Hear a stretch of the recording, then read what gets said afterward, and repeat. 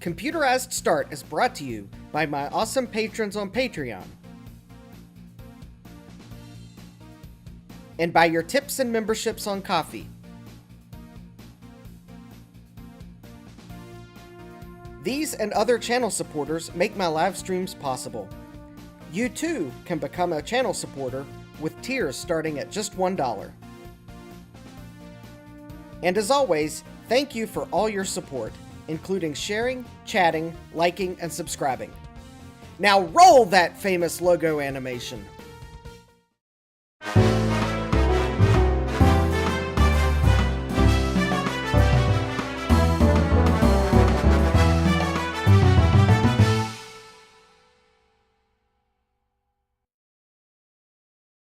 Good evening and welcome back to Computerized Start Live. I'm your host, Justin D. Morgan, and I'm going to dare to tweak something live on stream. I don't see how this could go wrong at all. That's the wrong direction. How about that? That's getting a little better. All right.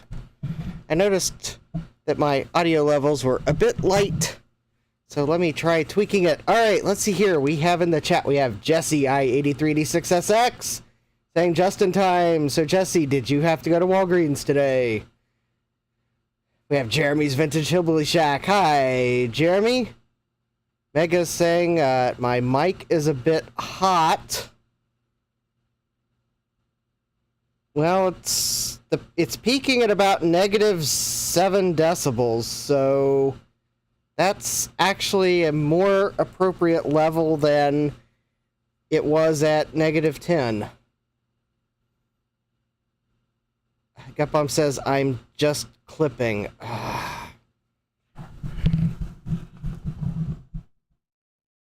Alright, well, I guess I'm going to have to get another new microphone. Because I don't think my audio levels are good on this microphone. We hear it saturate and clipping. Alright, I turned it back down to where it was. Hopefully it's not clipping, but the audio level is not correct.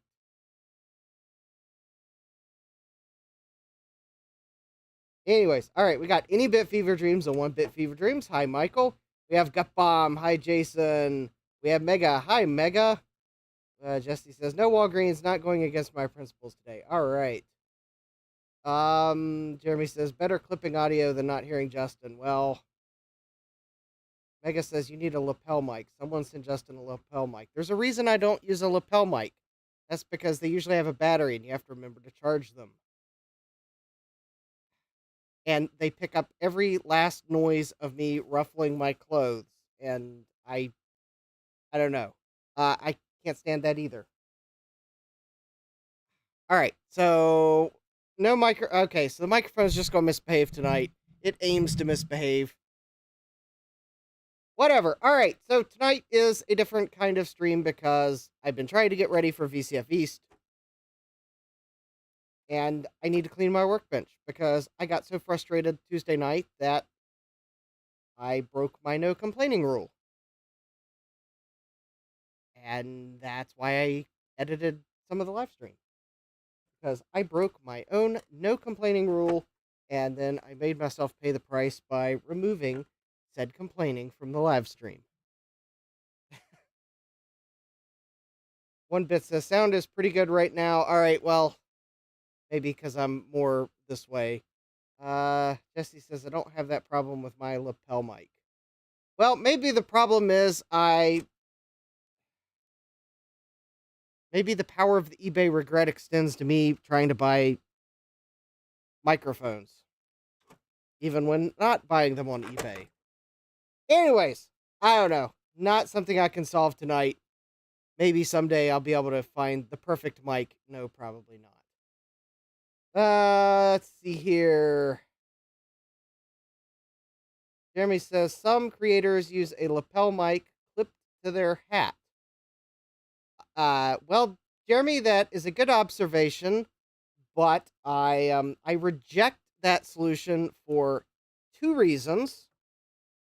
First of all, they're usually using a Rode mic, which I have nothing in principle against Rode mics other than my Rode mics, the battery doesn't last long enough to use, So, well, there's that. And the secondly, my flat cap brim is thicker than a baseball cap hat, so I don't think I'd be able to clip the Rode mic to my hat if I tried. And actually, third of all, I realize programmers have off by one errors. It would annoy me to no end because it'd be in my peripheral vision. So, anyways, we have Joe's Computer Museum. Hi, Joe. Joe says, "I love you, Justin, and I'm sorry I made you clean your bench." No, I needed to clean my bench, so I'm a willing participant because no one likes a grumpy Justin. All right. Well, but before I can clean my bench, I have to get Tuesday's project off the workbench. So, all right, we are not looking at now. Before anyone says this is computer, no, this is not computer. This is the OS 21, aka Flex 64K, and this is I believe was a clone sold in the Canadian market, if I remember my research correctly. How does that differ from the clones sold in the US market? In all reality, probably zero, other than I guess they targeted it towards the Canadian market. Because, well, I don't think I'm not sure if the Apple II Plus clones were in French, because I think they were all copying, they were copying Apple's ROMs, so, I mean, maybe there were some of the clones that were in foreign languages. I don't know that this one was, though. Yeah, Jesse says, "It's all good, Justin. I care more about hearing the content." Yes. Well, I'll figure out my mic problems eventually. Just in time for me to probably be big enough to be sponsored by a very big microphone supplying company. Yeah, right. Yeah. I don't think I've seen any computer YouTube channel that has been sponsored by a microphone making company. I could be wrong. I could be wrong.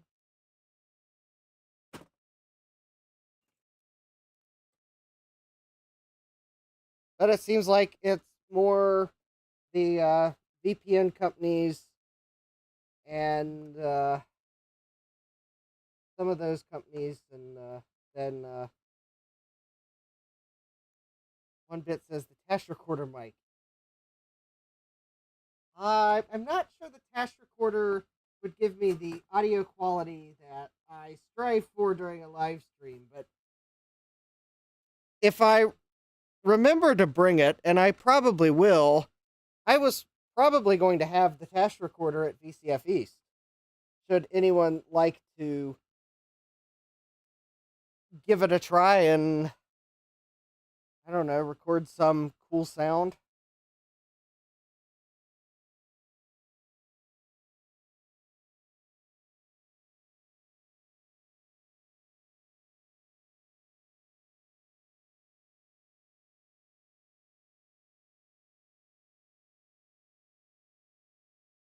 All right. One bit says Tash Recorder is an awesome VCF table idea. I kind of thought so. Because I know it could be noisy in the exhibit halls at a VCF event, but the thing is, I think the Tash Recorder has a fairly directional microphone on it, so I think, yes, I think you would still be able to record sounds even with all the noise in the background. And yes, as one bit says, with the filters and all, instant fun, use echo, lower pitch. Yes. Say no more. I will have to see if I can find another serial cable. Possibly. But yep. I think I will try to take the Tash Recorder. course, I did pick up something from Tash's coffee. I picked up one of the, was it the Tash Talk? I picked one of those up this week because someone posted about it in a Discord. It was the Macintosh Friends Discord. I don't remember who posted it, but I took one look at it and I was like, yeah, I'd better order one. And I'll figure out exactly what it does later. How's that for,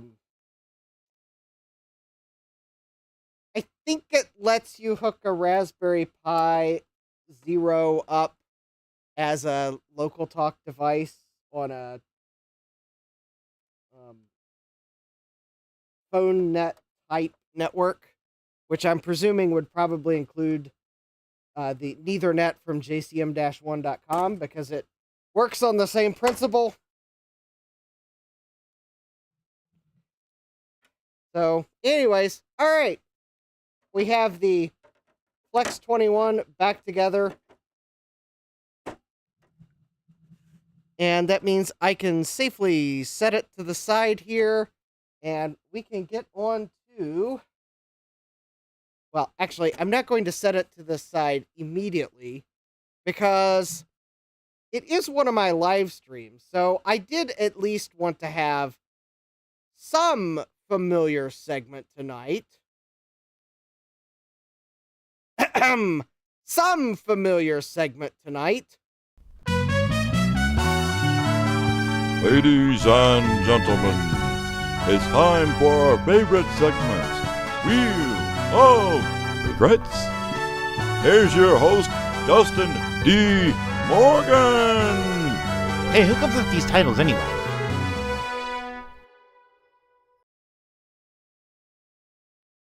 All right, and this first package here, which was delivered, I think, yesterday, comes to us from an eBay seller in New Hampshire.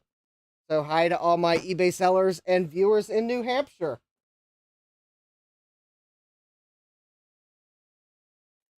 All right. We will go ahead and give this a quick open here.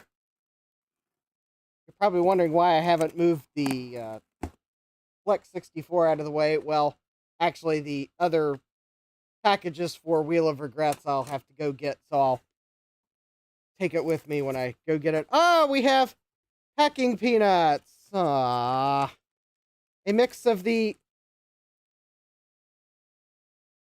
biodegradable and non-biodegradable types. How lovely. All right, and we have a small little object here. Don't know if anyone wants to dare venture a guess as to what the small little object might be. Gutpalm says packing peanuts are perfect for the cleaning stream.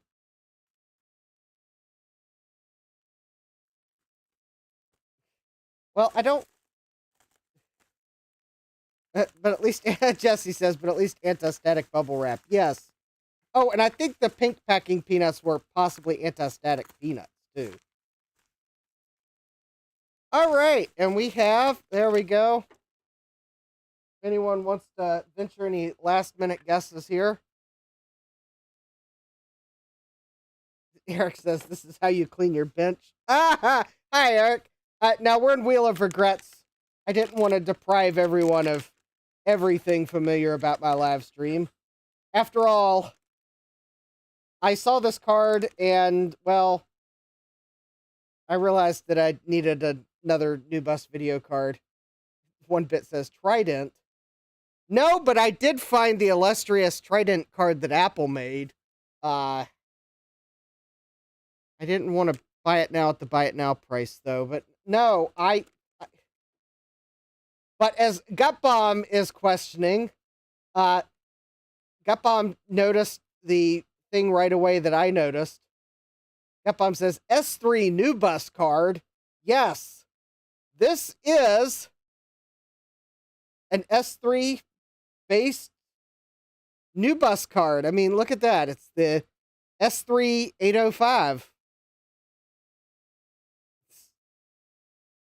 One bit says S3 dent. Mega says, what? Yeah, seriously. It's a new bus card. It's got an S3 chip on it. I bet it would probably just blow your mind if I told you that this actually has standard quick draw acceleration. One bit says wild. It's a raster ops. Jeremy says that card is blasphemy. Lol. Yes, this is a raster ops.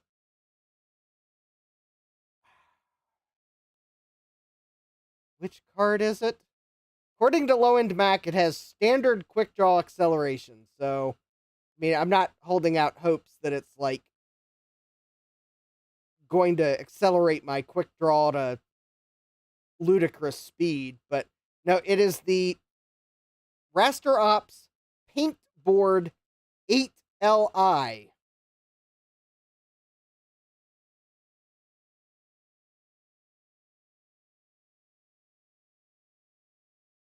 I will put that in the chat. But yeah, Thomas says, watching from a hockey game. One bit says, Tower of Babylon of chipsets. Yeah. Anyways, it's the Raster Ops Paintboard 8Li, and it supposedly has standard quick draw acceleration.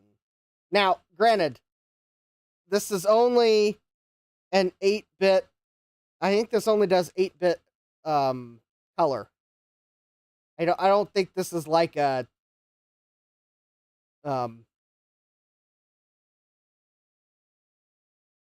yeah, okay.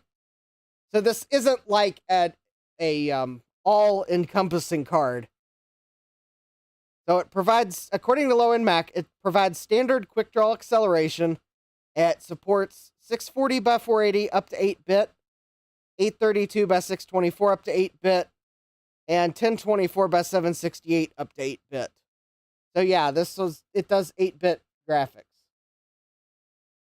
But it's got an S3 chip on it. I thought that was wild too. And it's standard quick draw acceleration. So anyways,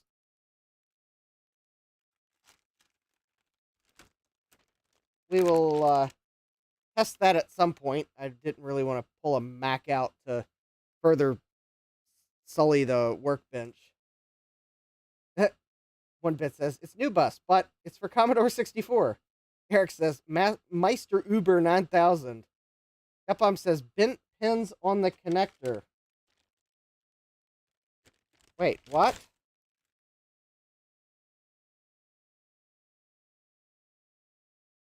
Wait, bent pins on the connector?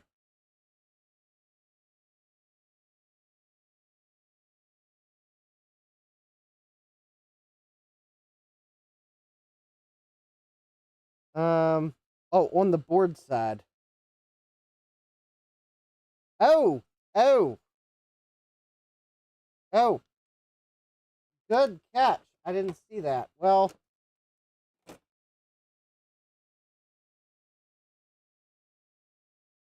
all right. Okay, at least I think the one thing is, it's not bent very far. I don't think it's actually touching anything, but I'll just kind of bend it back into place. I think it's just that one pin. All right. So it's not perfect, but I think it's far enough away that I'm not worried about bending it back. Yeah, one bit says, it's not touching. It's fine for the next 200 years. Mega says, I need one of those pry tools. Yep, this is Wea from Wea Tools. Number 279. It's the chip lifter. And it's ESD rated, so...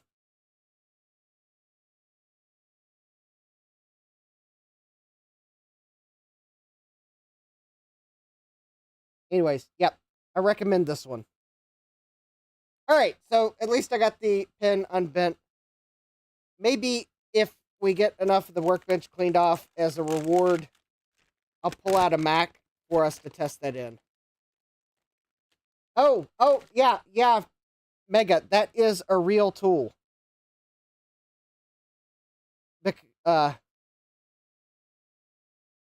Jeremy's asking WIA or We Haul. No, I think it's WIA. It's WIHA. I know they're German. Hey, Sorcerer Stan, welcome. Sorcerer Stan says that tool is awesome. Yeah, I would recommend getting the name brand. I don't think they charge a lot for this tool. It would be very difficult to bend your own screwdriver so precisely. And yeah, they also put a notch in it, so it can help if you need to kind of lift up between something. Yeah, I want to say I paid less than $10 for this on eBay, or not on eBay, on Amazon. It may cost a bit more now, but here I'll put a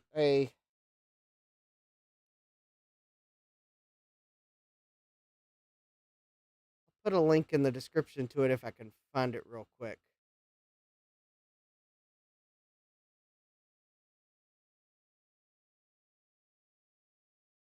Oh, well, that's nice. Apparently, searching for WIA 279 was not good enough. All right, chip lifter.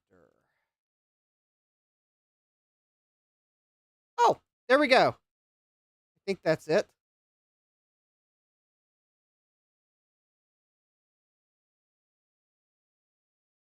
Oh, that's not the same one I got, but that might be close enough.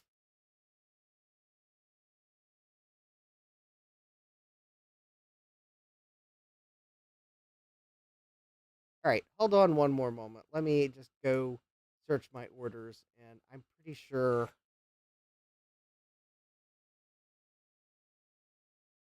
There it is. Ah, okay. 279. Okay. Yeah, the one I bought is no longer available, so I'll give you two links.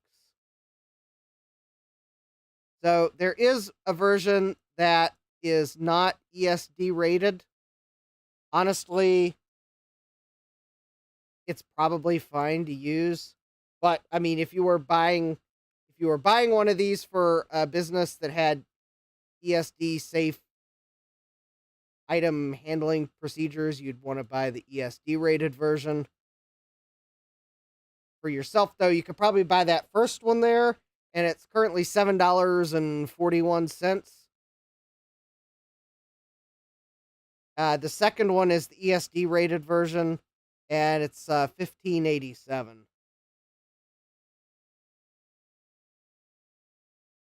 So, anyways, there you go. That's, I believe, the same thing I have, but I think they changed the model because it looks like they changed their branding or something.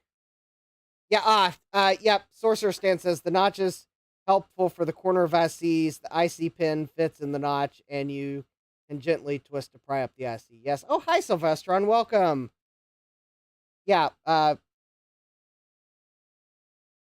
Yeah.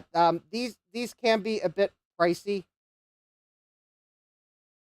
Sylvestron says I get my bent screwdrivers exclusively from yard sales, but yeah, WIA makes good tools. WIRA as well. Yes. So yeah, if there was a tool that you might were going to splurge on, a one of these precision chip lifters is a good one, and this will probably last quite a while. So, thing is, I don't mind. I'm of the opinion that if you find a good tool that you'll use a lot, get a good version of it, and it'll probably last you for years and years and years. In fact, actually, I'd probably be afraid this end cap would fall off before the tool wears out. So, yeah. Anyways, that's my my unsolicited tool suggestion. But we've got 3 more Wheel of Regrets entries, which I wanted to get them open because I wouldn't mind getting the boxes out of here. All right.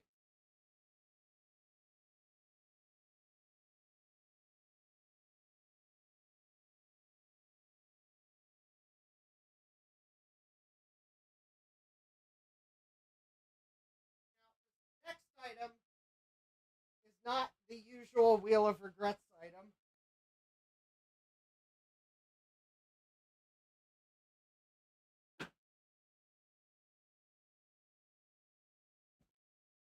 In that a lot of my Wheel of Regrets items are buy it now format items. Whereas in this case, this was actually auction format. So I was watching this item, starting bid of $30. Since it was listed, no one was bidding, no one was bidding, no one was bidding. I was prepared to snipe the auction at $30. When sometime in the last few hours of the auction, someone placed a bid. And I almost gave up at that point because I really only wanted to pay $30 for it. Thomas Armstrong says, a box. Yes, I bought a box for $31. Anyways, I realized that, okay, $31 is still a pretty good price for this item. Maybe even $35. All right, I'll still bid. Hopefully the person that bid $30 bid $30, and I'll pick it up for $31 plus shipping. And sure enough, I think they only bid $30.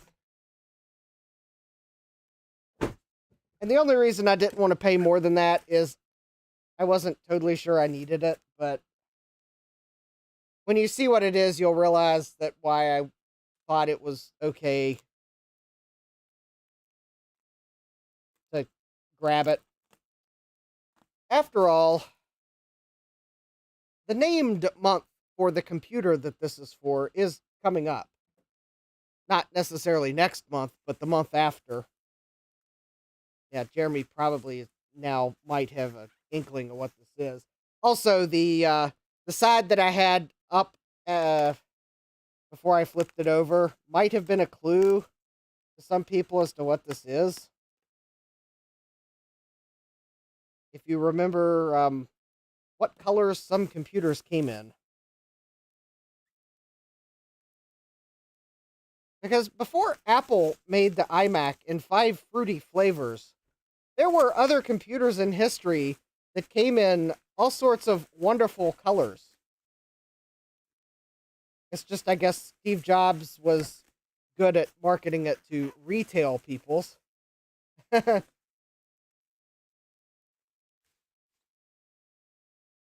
mean, not that the person who made this computer was a complete failure on marketing. I think they did quite well on marketing, unlike Osborne shooting their sales in the foot by announcing the next model before, like, right after the current one came in. Thomas Armstrong says Model 1. No. Nope, it's not for the Model 1.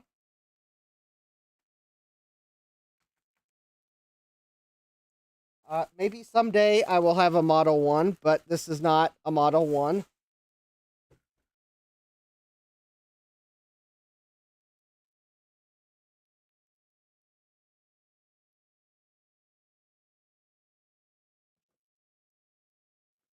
Maybe I should flip it over again.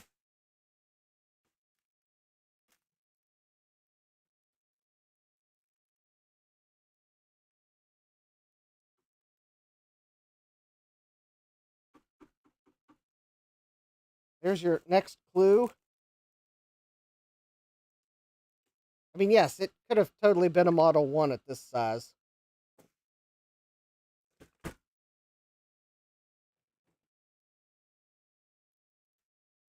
Mega says, only 17 more layers of bubble wrap to go. Actually, I'm quite glad that they put all this bubble wrap on it. I was a bit concerned when I first saw the box because it looked like the box had gotten squashed in shipping. I am glad they put a lot of bubble wrap around it, because you'll see why I was interested in paying $30 for it. But when you see what it is, you might realize why I didn't want to spend a lot on it. Mega's asking, what the heck is this thing?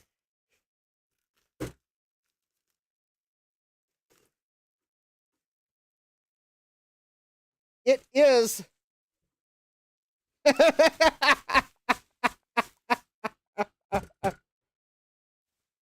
If I hit a VIC-20 inside of one of these, do you think GutBomb would notice? It is a K-Pro keyboard. Which is why I didn't want to pay a lot for it, because I only need to be able to put together one intact keyboard for a K-Pro. And I had bought some parts keyboards, I guess, a month or two ago. Yeah, Mega says, interesting choice for arrow key layout. But when I saw this keyboard and realized it had all of the keys and all the keycaps are here. All right, some of them are a bit crunchy feeling, so I'll probably have to service the keyboard. But I realized that if I got this keyboard, considering it had all the keycaps, Mega says, wonder why it took us so long to figure out the inverse key layout. Trial and error. Trial and error. Anyways, so now I believe, given the 2 parts K-Pro keyboards I bought a couple months ago, which I think had some broken keys among them, plus this intact but probably needs serviced keyboard, I am hoping that when May comes around, I will be able to have a keyboard for all 3 of my K-Pros. A fully working, intact keyboard. Because I have a K-Pro that did not come with the keyboard at all. And I have a K-Pro that came with a keyboard, but has keys broken off at the key stem and the keycaps are missing. So I'm hoping that I will have the parts to be able to put 2 keyboards together so that I have a keyboard for each of my K-Pro, because the thing is about the K-Pro keyboard, this also doubles as the lid. So without the keyboard, if you're carrying it, there's nothing to protect the CRT and floppy drives. Yeah, Sylvester says, nice, a portable that's definitely on my want list. Yes. So, anyways, so yeah. Sylvestron says they're pretty hard to get in Australia. I could imagine. They do seem to be... Although I do know that there are anecdotes of, like, some movie writers taking K-Pros with them on trips to write movie scripts. Yeah, I could say that I suspect K-Pro largely sold K-Pros in the U.S., so... Although I believe they have they did sell them in 240-volt countries, because I've seen them with 240-volt power supplies. Some of them have a internal jumper you change. Some of them are fixed voltage, I think. Some of the early ones. But anyways, yeah. I think K-Pro probably sold better in the US. They were CPM machines, if anyone's wondering. And unlike Osborne, that promised their next computer before the first one was available for sale, or very shortly after it was available for sale, I don't remember which. K-Pro was good at, like, not shooting their sales in the foot by prematurely announcing the next model. So K-Pro actually did fairly well up until, I guess, CPM really waned in popularity because MS-DOS was taking over. Jeremy says, I would take an Australian micro over a K-Pro any day. Well, I have my K-Pros because they are an interesting beast. Granted, will I take one to VCF East? Probably not, because the theme of the show is the sound of vintage, and largely I don't think K-Pros have sound making capabilities, so I think there might be a speaker in there, but I think it's mainly just for beeps. so I probably will not take a K-Pro with me. In fact, actually, the speaker might be in the keyboard now that I think about it. Anyways, I picked this up, so hopefully when May Pro comes around, I'll be able to get my 3K Pros up and running. The first one I have, which is a K Pro Roman numeral 2, I just have to put the thing back together. The second one I bought was one I bought on eBay that was missing the keyboard and is actually missing the case screws. I need to figure out why the CRT is overdrawn. And then the third one I haven't had a chance to look at yet. I picked it up at a swap meet for like $10 or really cheap. It's like one of those that it was in sad shape. The sale had been going on for a couple hours. It was priced low to begin with. And I kind of figured the guy didn't want to take the stuff home with him. So I was like, here, let me make you an offer and see if it's enough for you to part with this so you don't have to take it home. And yep, one of those deals. Yeah, Sylvester says, take a compact portable. Now they sell vintage. Jeremy says, the only sounds from a K-Pro that would be appropriate would be it loading a disc. Yeah. Sylvester says, need the OG hard drive in it, though. Yep. All right, so let's go on to the next box. I'm a bit apprehensive about it. You'll see why in a minute. Let me find someplace to put the K-Pro keyboard. How about I'll put it with one of the K-Pros?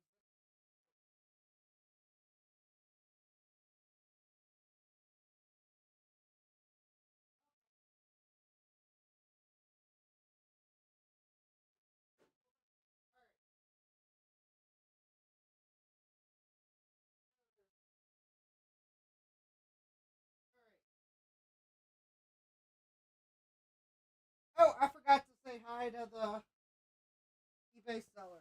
Let's see here. So, okay, the K-Pro keyboard came from an eBay seller in New York State. So, hi to all my eBay viewers and eBay sellers and viewers in New York State. Actually, oh yeah, just New York State.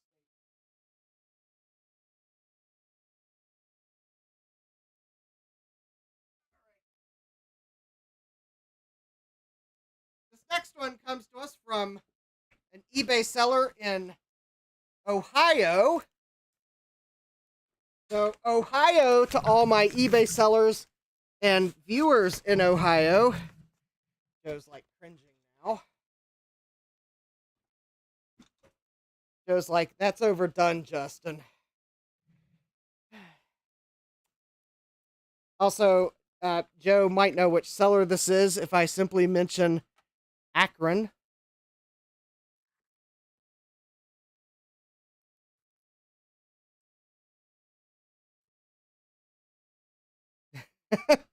Yeah. Oh, yeah. I could have used the wireless lavalier there. That's for sure. You know, there are times though where I'm kind of glad that I could walk away and you don't hear me attempting to grab stuff. Okay. Okay. I have to say that I don't think this item was really packaged totally greatly, which is why I'm somewhat concerned. But at least they put packing peanuts on the bezel side of it.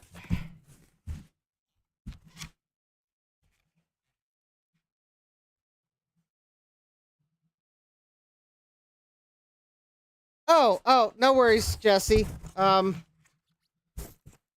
patient. Jesse says, haven't forgot about your care package. He's waiting to be dispatched to a certain part of the country so I can visit a certain store. All right, well, that is totally fair. Hey, we've got a Mac 84 in the chat. Yeep. Hi, Steve. Trying not to drop this item from Akron. Ah! I really didn't need this item, seemingly. Although, there is a reason why I bought it, nevertheless. I have have an item for something I would like to make, and I bought this computer so that I would have enough. So should I actually manage to do it, I would have enough of the appropriate computers to be able to test the design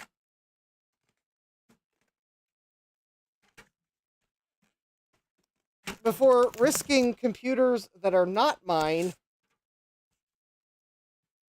because if something happened to those, I would feel really bad.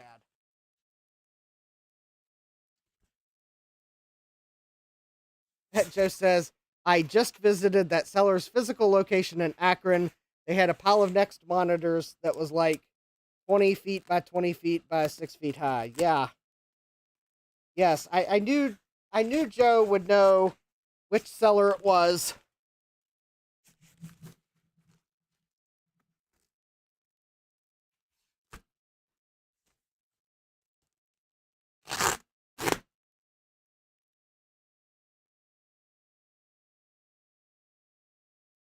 You know, there's times when you take a look at the...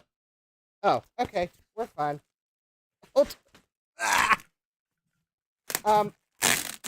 anyone wants to guess what this is, you'll have to guess what it is.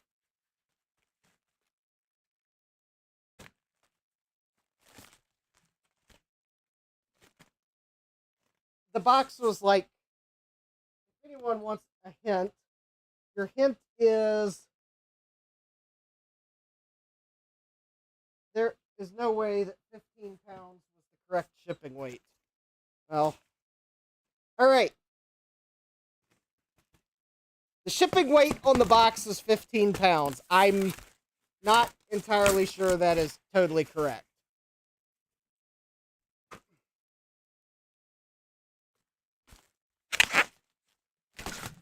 So, you know, it has a bezel.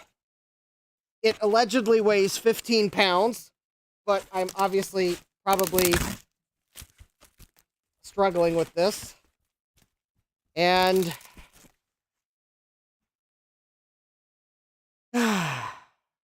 yes, all right. And it has a quite lovely patina on the top.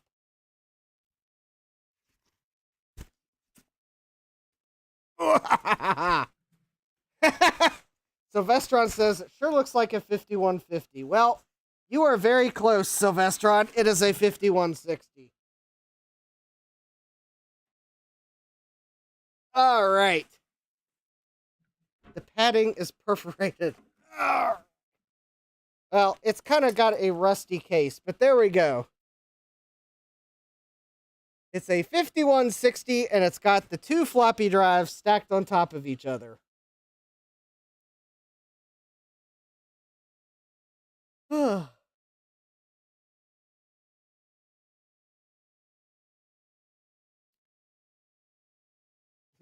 Steve says, rust. I also picked this one because the rust was like only moderate. And I think, yeah, as Sylvestron says, that's not that bad. Yeah, I think the rust is limited to the metal top. I don't think, at least from the auction photos, it didn't look like there was any water ingress. So I think I will be able to remediate this with some paint. So I will probably paint the top of this with some appropriate paint.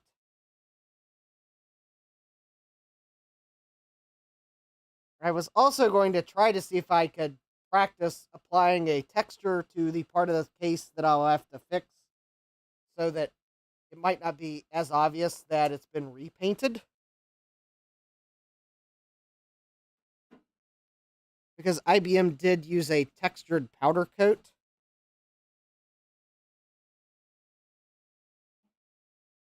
Alright, I do know this doesn't have all the cards in it that a 5160 would have probably shipped with. But that's fine. The criteria were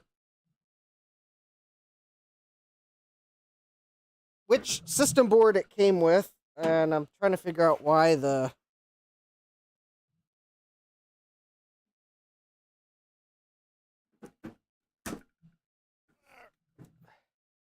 Uh-oh, that was...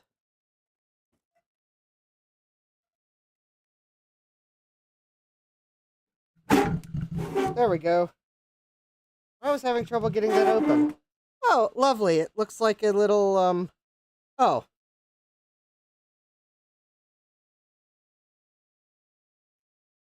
Well, I have a feeling there's been a rodent in there at some point. Hopefully it's not too bad in the power supply. Alright, there's a few little fluffs of insulation, and I'm trying to get the lid off because I was going to... Oh, yeah.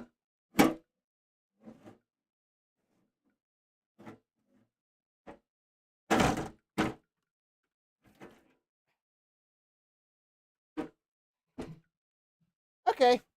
Actually, it's not too bad inside. Says Justin while he plots when he's going to change gloves. Alright, so we've got a 256 to 640K system board in this, which is actually one of the things that I was looking for. And it does here.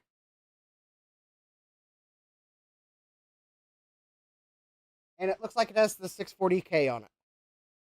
So we've got the two floppy drives. There's no hard drive. We've got the floppy controller card.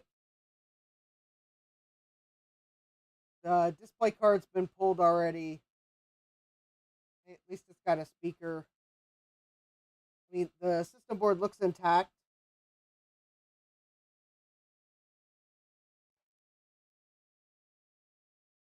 Yeah, I think this will probably clean up nicely. I mean, there are a few concerning fluffs of cottony stuff in the case, so I will set this case over in the quarantine area. But I don't see any damage on the system board. So if there were rodents in the case, at least they didn't do it on the system board, as we'll put it that way. I am not going to power this up, though, just because I would want to take the top off this power supply and inspect it before powering it up, only due to the water, the signs of moisture on the outside of the case. I would at least want to make sure the power supply didn't, like, get wet inside of it, or potentially have a mouse nest inside of it.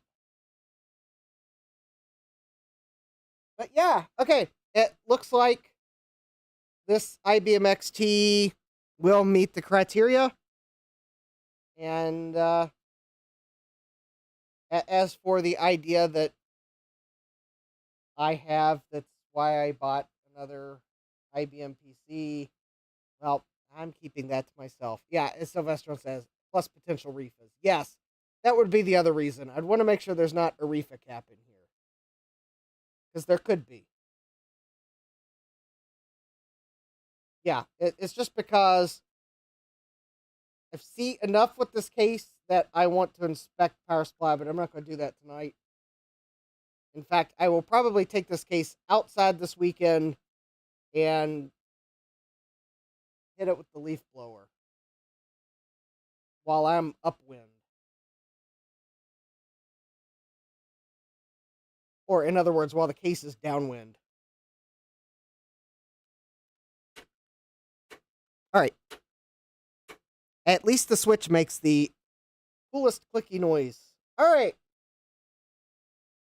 So, okay. Despite the fact that the seller didn't put a lot of packing material on it, Jesse says, must clean. Also, fancy IBM. Yes.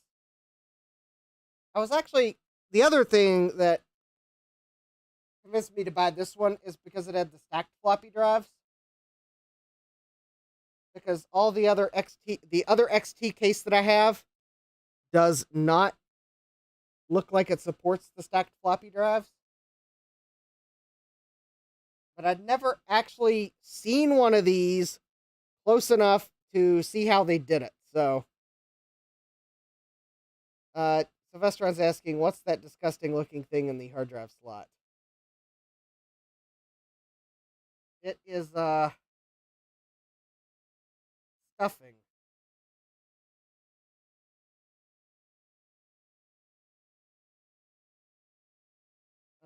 It's stuffing with, stuff in it. And this is a family-friendly show, so we're going to leave it at stuff.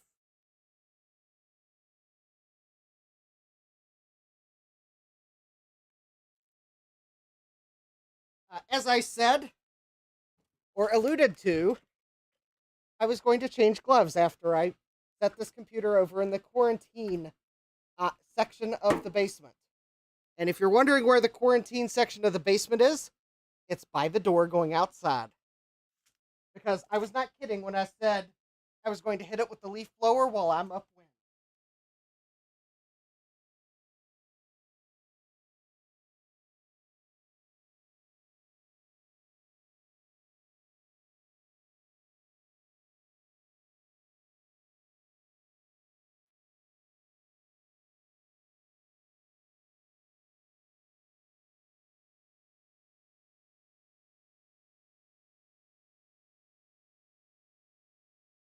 All right.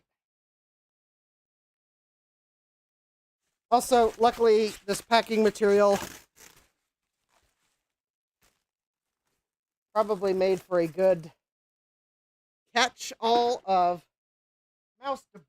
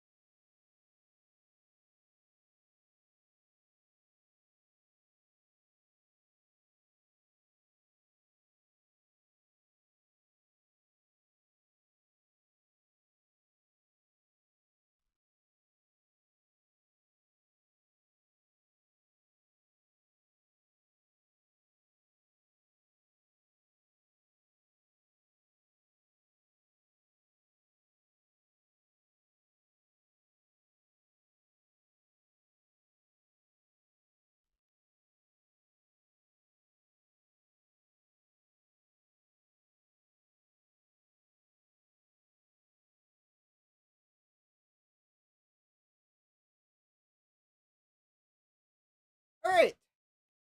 We have one more potential regret.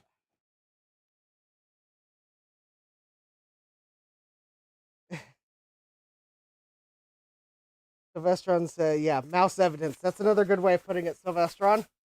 Yeah. Or mouse debris, as I came up with.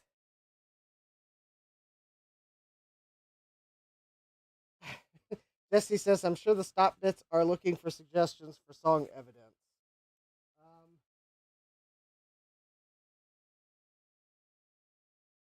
My PC was a mouse house. There we go. Song suggestions.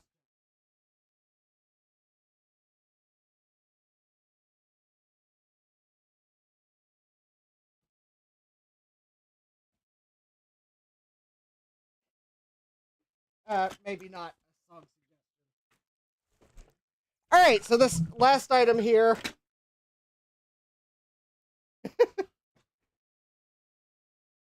This last item here, I think I've actually had for a couple weeks. Comes to us from an eBay seller in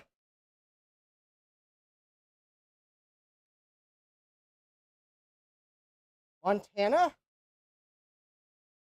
Okay, yeah, I guess that is Montana. All right. So, hi to all my eBay sellers and viewers in Montana. Had to take a double take on that one because I don't often get eBay stuff from Montana.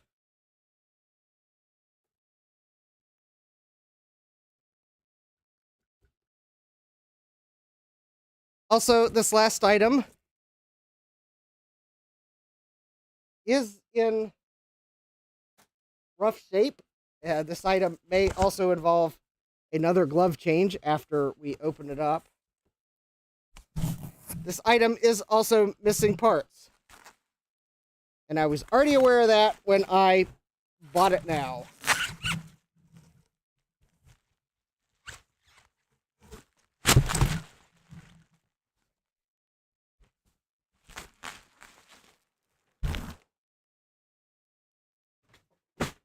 All right.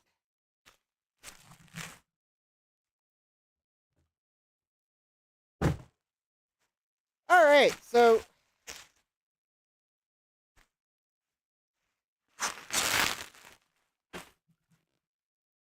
oh, yippee. All right.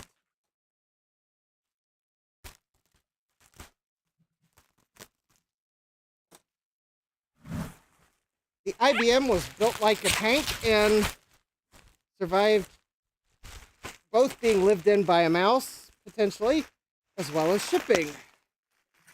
This item has some broken plastic.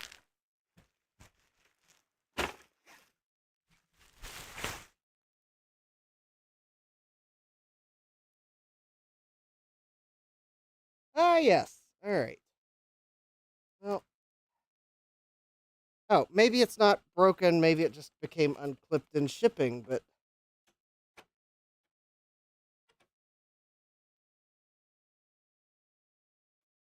all right. Well, I'll figure that out later. All right, we have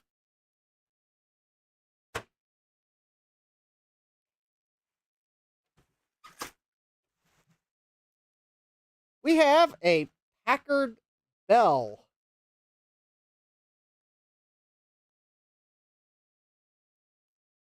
More or less. Possibly less. I mean, obviously it's missing the sound card that these were so famous for coming with. But I knew that. All right. We will get to why in the world I bought this in a moment.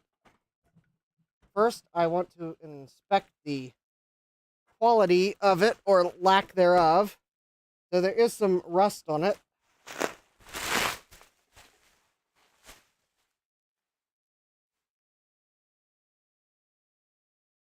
There is some dust in it. It kind of smells musty. But anyways, so we have a Pentium 75 megahertz. It has the, I think, they call this the 5x5 riser card. It's got, there's a 3x3 riser card. It's got 3 PCI and 3 ISA slots for a total of, 6 usable slots. Okay. Oh, yeah. It does, okay. One, two. No, I think you can only use 5 of the slots. Anyways, we have RAM. It looks like all the RAM slots are populated. We have the CLGD 5434 video chip. I am probably going to have to replace the bulk capacitors here because the fan, I think the fan assembly bouncing and shipping has done a number to them. I have a feeling I'm probably going to have to replace those. Or in all likelihood, I'll probably just swap the system board out and deal with this one later. But why did I buy this particular Packard Bell that's even missing the hard drive? So no system credentials. Sad face. Well, we'll just have to make some replacement credentials up to fit the bill. Sadmax says cleaning the... Yeah, I'm cleaning the bench by going through my Wheel of Regrets items. Anyways, so this is the Packard Bell Legend Supreme. Not to be confused with the Taco Bell Taco Supreme. Please, don't get the two mixed up. These do not provide any of your daily allowance of protein. This computer would have been sold with the Intel 75 megahertz processor that's currently in it, a 1.6 gigabyte hard drive, probably a Seagate or other such cheaper hard drive, 8 megs of RAM, upgradable to 72, exceeds MPC Level 2 multimedia specifications. We'd have PCI local bus video. It had the fax modem with a quad-speed CD-ROM drive. I believe...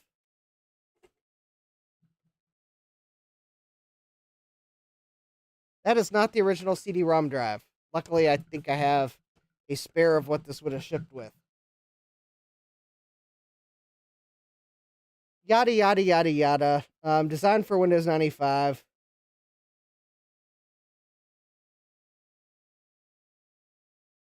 There you go. All the specs. Anyways, why I bought this particular Packard Bell is after much research and deliberation, I think I determined that this had to be the model of Packard Bell that was our first family PC. And while I would have probably preferred one that was more intact, well, sometimes you just have to make lemonade out of lemons. Or in this case, I'll use some other Packard Bell parts I have to restore this to its former glory. Hopefully. Anyways, that's why in the world I was crazy enough to buy this. So there, now you can see the... So anyways, I do have to thank Ron of Ron's Computer Videos. He probably didn't realize he was answering a question that I hadn't asked, because I didn't know he might know the answer. But he, at some point, pointed out that the Supreme models were the ones the Sears sold. Which, that immediately told me which of the Packard Bells I was probably looking for. And once I saw that the 106 CDT and 108 CDT were both Intel 75 megahertz ones, the 108 CDT felt more correct for some reason. So anyways, there we go.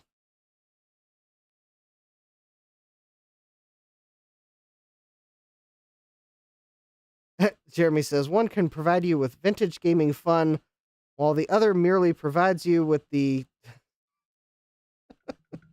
sudden urge to sit on the toilet for a while. Yeah. Thank you, Jeremy, for helping us know what the difference between Packard Bell and Taco Bell are. Yes, they might both have the word Bell in their name, but yeah, they're not equivalent. Francois says, so is it clean now? 3 a.m. and I didn't do the dishes. No, my bench is not clean. In fact, it's probably dirtier than it was because, yeah, I can tell you the first thing I'm going to do in the cleaning process, and that is grab the Windex and a paper towel and wipe the workbench up after opening these last two computers. Because there's some debris on my workbench. All right.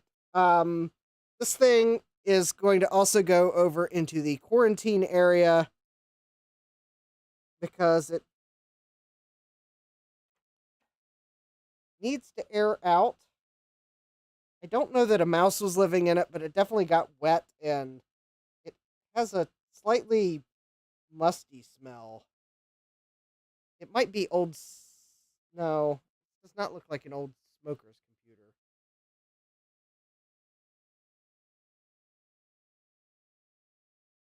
I don't know. It has a slight smell to it.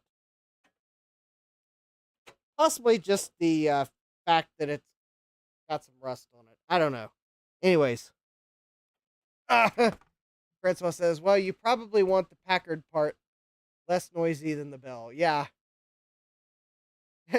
Jesse says, if you ate any part of the Packard Bell, you're probably going to have a bad time. Jeremy says that absolutely is a Mitsumi CD-ROM drive. Yes, it is a Mitsumi CD-ROM drive, Jeremy. I can tell you that before even looking at the top label. It, however, is the wrong Mitsumi CD-ROM drive for this computer. In fact, actually, I think this computer would have shipped with an NEC drive, not a Mitsumi drive. Ask me how I know.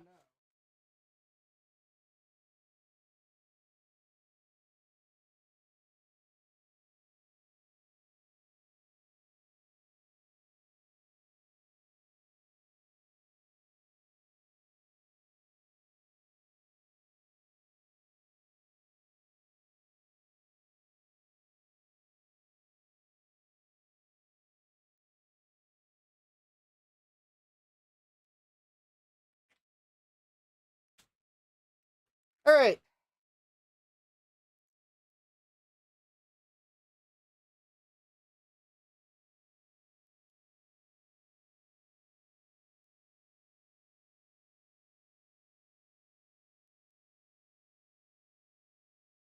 Actually, I decided to go a bit more sanitizing, and I grabbed the isopropyl alcohol instead of the Windex. All right.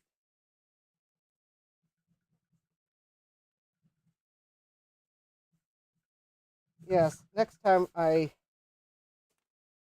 buy a computer that I think has been infested, I am not opening it at my bench.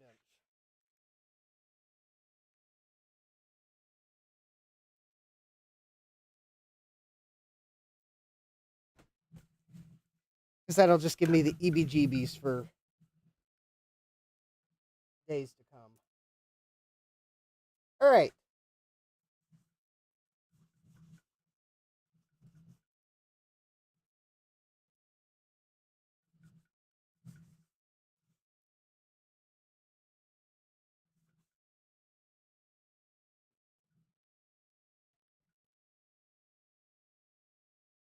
All right. There we go.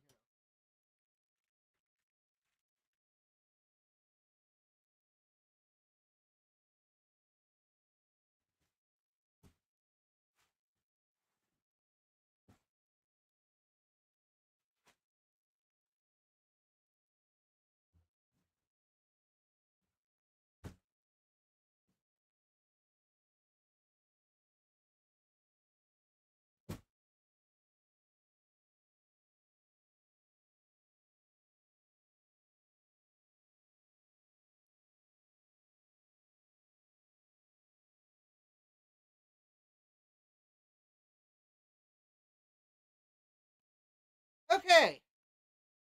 Now that I have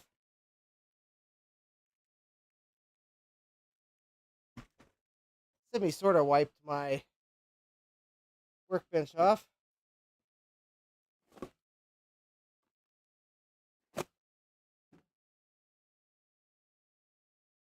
now we are going to get to the workbench cleaning action.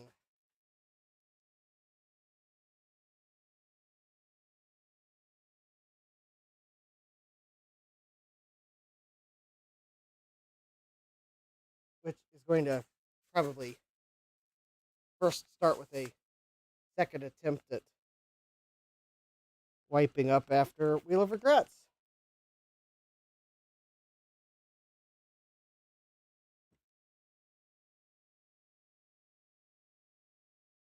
All right, so isopropyl alcohol. We'll let that sit a moment. And while that does its thing, Mike says, just got in. Now that's a clean desk. No, it's not really that clean. It's just creative framing. That's what we call it, creative framing.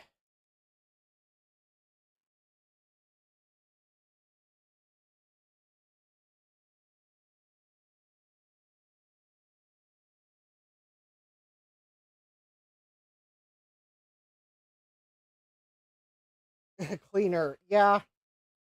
I removed the Apple II clone from Tuesday. All right.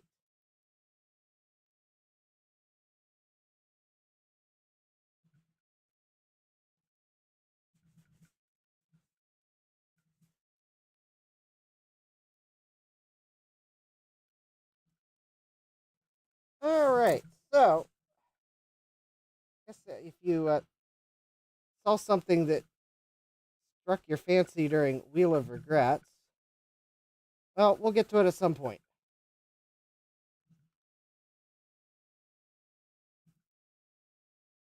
All right.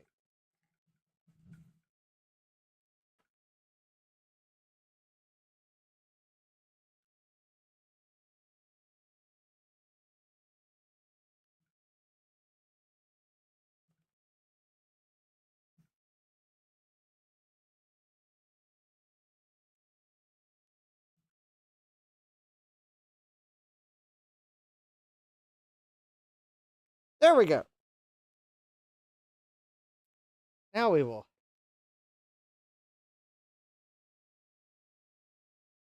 Well, the problem is not necessarily that I can't find things in the mess, although that is a problem. The problem is I have so much stuff on my bench, it makes it hard to work on things. So I am going to start putting things away in the proper drawer, and will then probably not be able to find them later.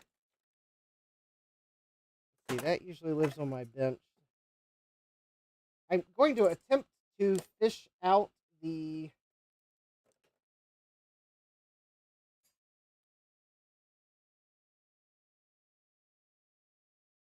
I could use some hooks.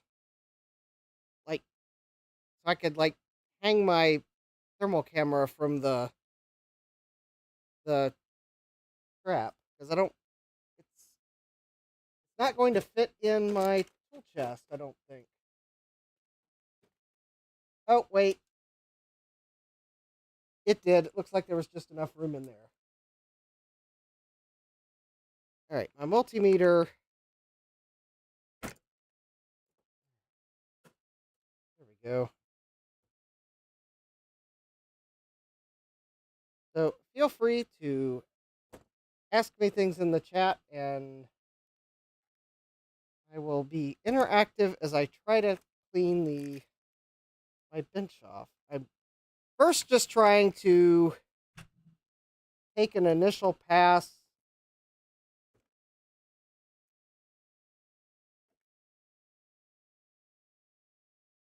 and I'm grabbing things that I know go in a drawer.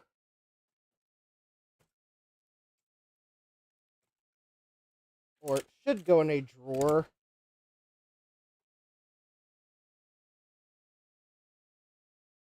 Put it that way. Things that should go in a drawer, and I will put them in a drawer momentarily. I'm also going to grab a box here. Probably too small of a box. But anything like... Whoop! My box is almost full, and I only put one cable in it. Anyways.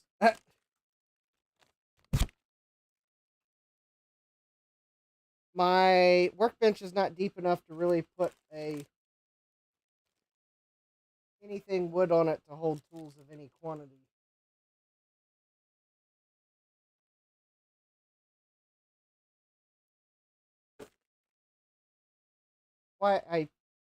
Someday I'm going to build a workbench out of wood so that I can make it like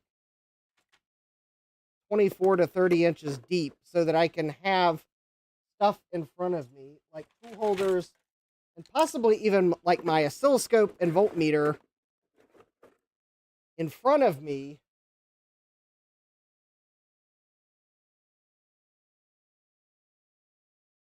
which would be a lot more useful than beside me. And then I could maybe have a little tool holder there too. All right.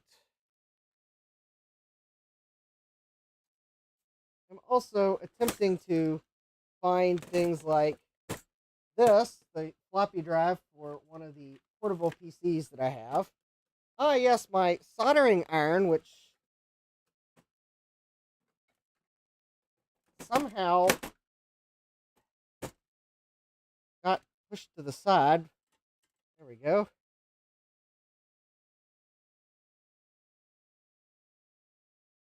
Mike says, how many power cords and USB-A cords other than the ones we're using do we need to hold on to? Probably the need to hold on is none until we actually need them. Yeah. That's kind of one of those where I can't really give you a good number because it's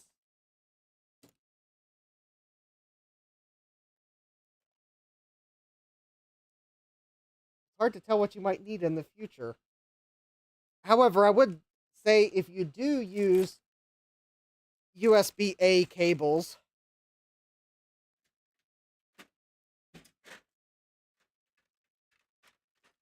you should probably at least hold on to a few spares for the inevitable breakage of said cable from overuse. Because Mike says, check out Harbor Freight. They have Workbench options that are in the affordable range.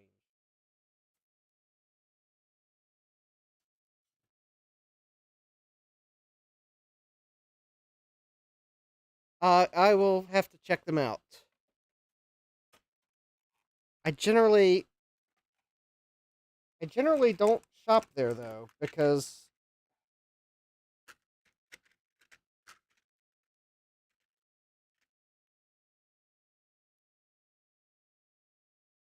I don't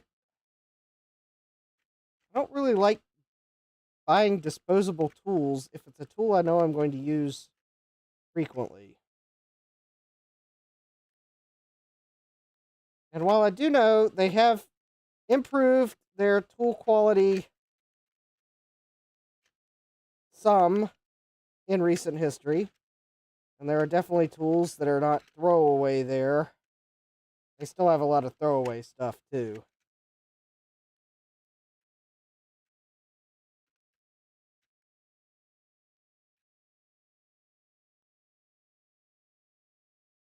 Oh yeah, there's one near me.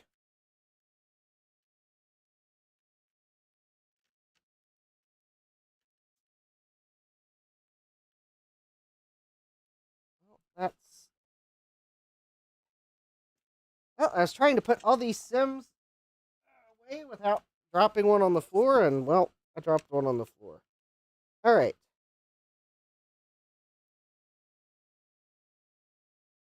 Fifteen. Uh-oh. I bought 16 Sims, and there's only 15 in the package. Where did the last one go? Oh.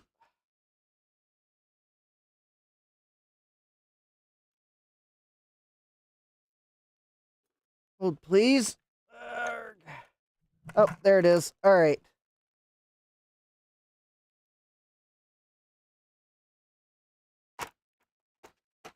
Here's the 4 megabyte Sims from Tuesday.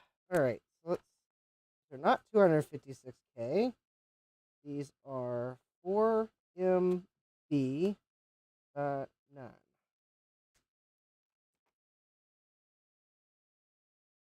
All right, there we go.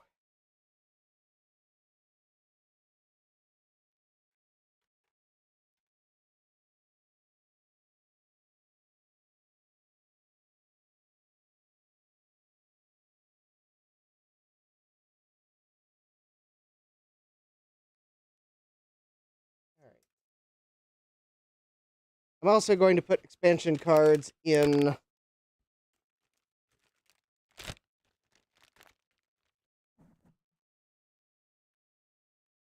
I may occasionally go over to where I have all my bins for things like expansion cards and motherboards and so on and so forth, and put some of these in the appropriate bins. I'm not running away from you, I'm just trying to organize.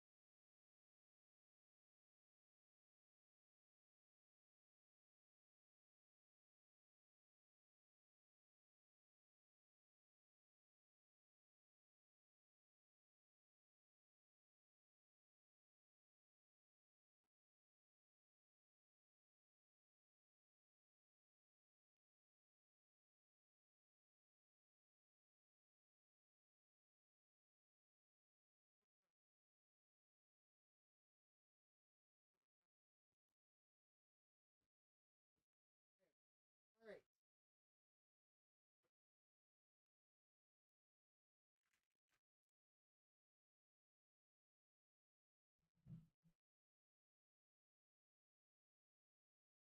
He says I have the same ADHD problem followed by random anxiety over the mess. Oh, dollar store storage containers saved a lot of aggravation. One bit says, "Yay! I just OPL3 programmed my first run of 7 octaves of notes using just 12 base X numbers to compute the rest. Yay!" Mike says, "I don't shop there for tools, but sometimes if I know it's a one-time only use or very infrequent, then I'll use Harbor Freight over Home Depot." Yeah, that's true. When I bought my reciprocal saw, I went with the high-end DeWalt chop saw. Yep. I need disposable paint brushes and toss trays to paint patio furniture, then Harbor Freight is my choice. Brushes got to... Oh, yeah, you have to use oil-based outdoor paint. Yeah. Unless you're like a pro at cleaning brushes. Yeah. Brushes usually toast after using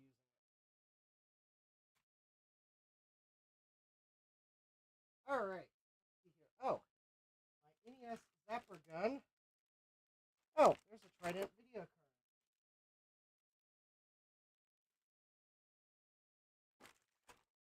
Ah, there's my Supermac video card. All right. I'm going to put these in their boxes. Yep. I don't know where the... Gotta find my repair pile of joysticks.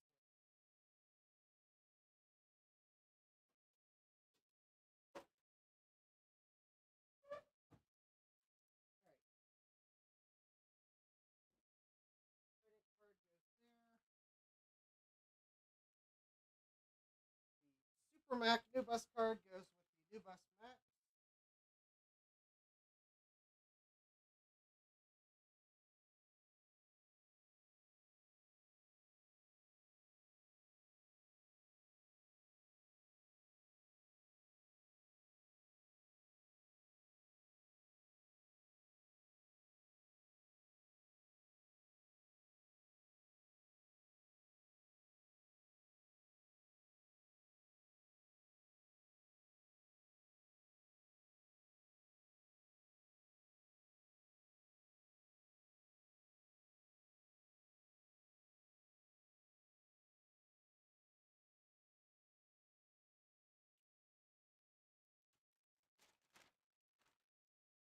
All right. Oh, all right. NES game. We'll go with the NES.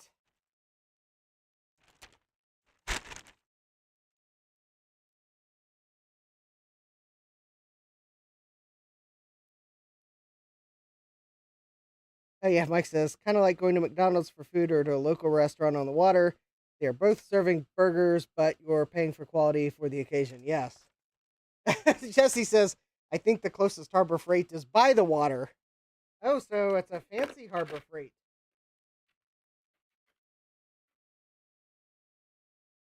Actually, I think our Harbor Freight's by a retention pond. Does that count?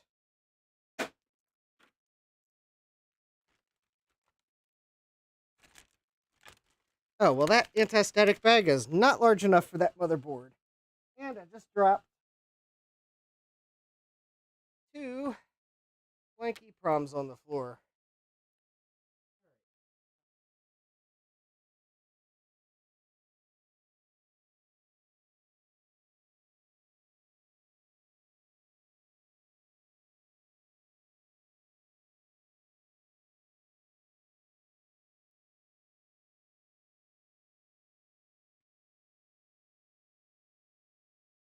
All right, that goes with NES. Again, for those of you that have just joined, it's a cleaning stream. I'll get the mess here out of the way at some point. All right. Here's my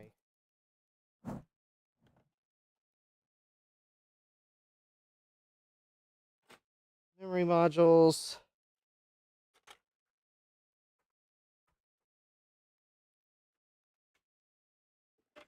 Floppy cable.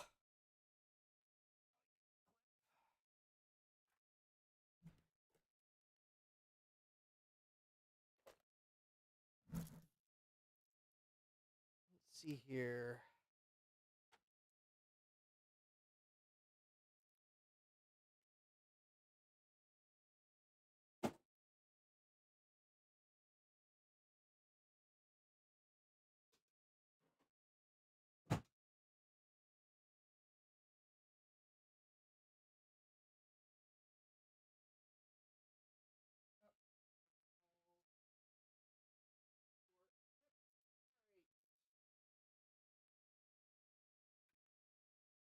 It's a CPU cooler. Hi, Bruce. Welcome. Bruce says your workbench still looks pretty untidy. Yes, it does. Because I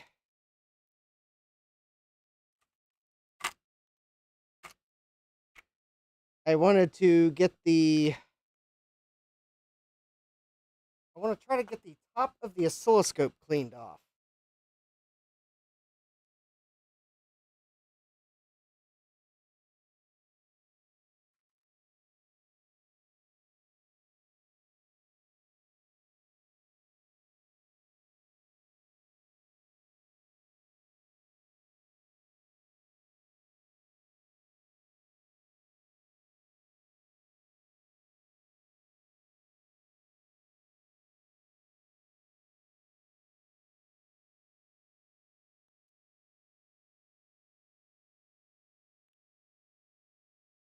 You got distracted, didn't you? No, actually, I am putting items away.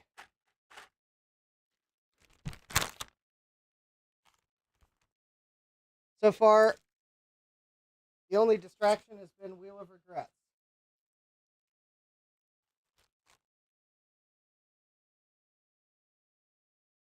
All right.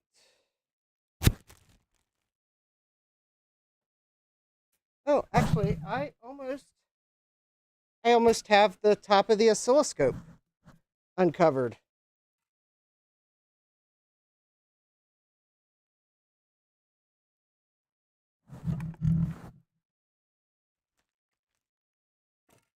Just have to figure out what to do with a few random items.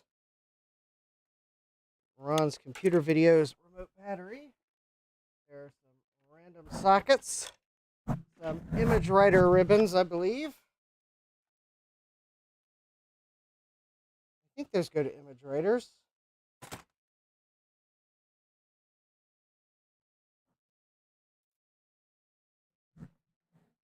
There we go. I've got the top of my oscilloscope exposed.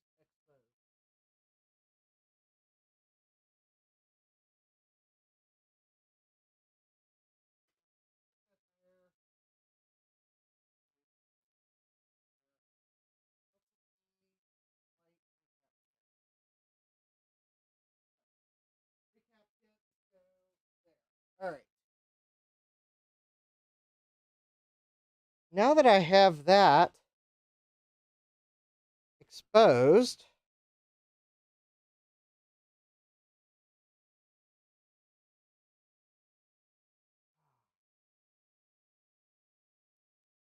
what would it take to put the cover back on the oscilloscope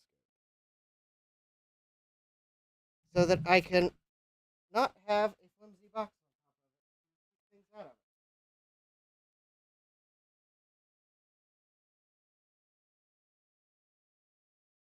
Because actually, I would like to set a TV on top of the oscilloscope. To that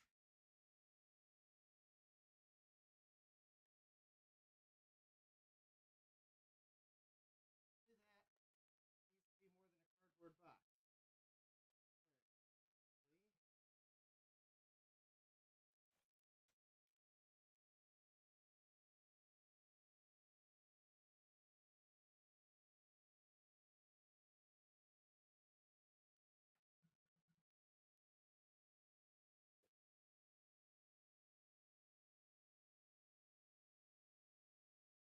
Fairly sure Tektronix would not approve of upgrading the oscilloscope.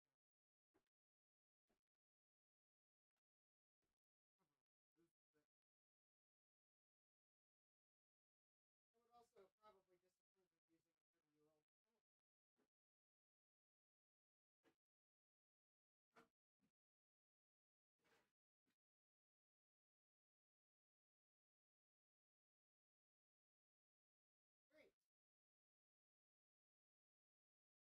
Great. To slide the cover on the oscilloscope without pushing anything off the workbench.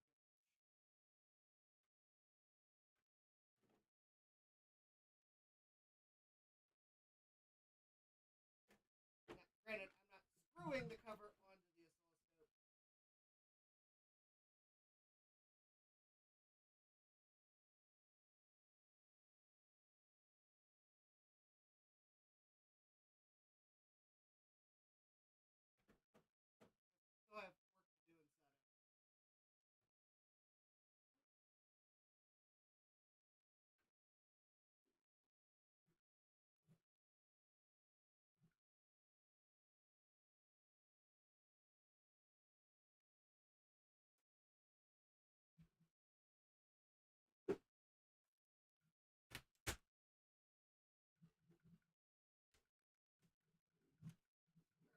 have work to do inside of it. Actually,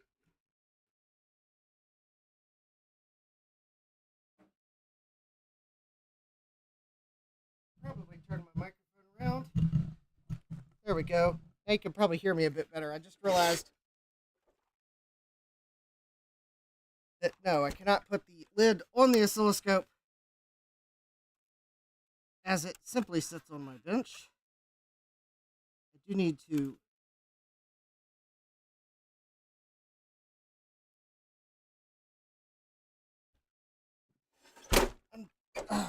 unplug the probe that is on it,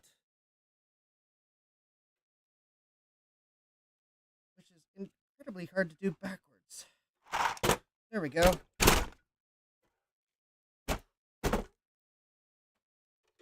There we go. All right, now I can probably put the.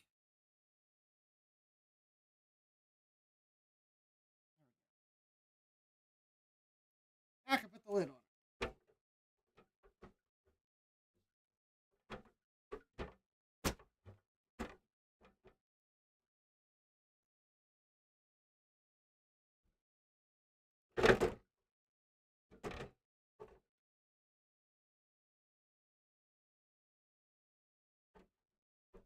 Oh, that makes more sense. There we go.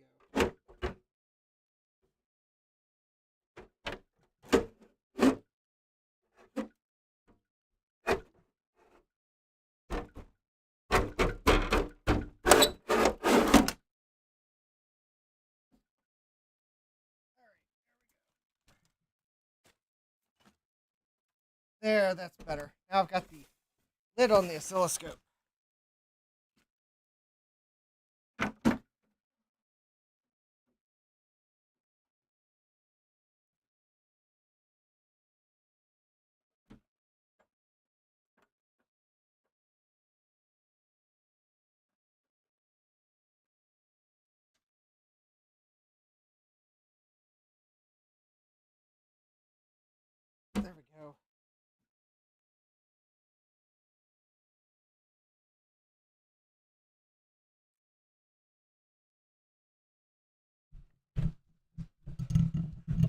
All right.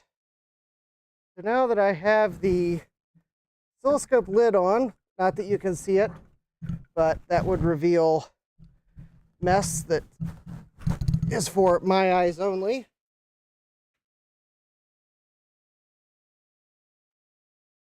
Make sure the oscilloscope still works.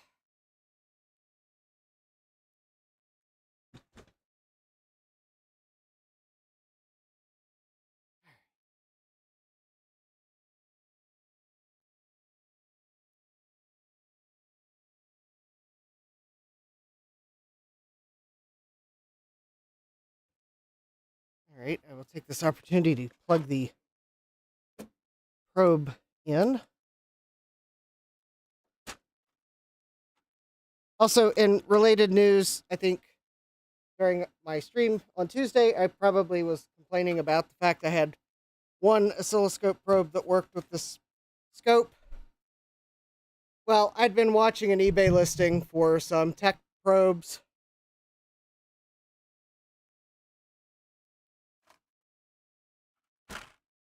They were just some 6139As. There we go. Power on self-test passed. All right.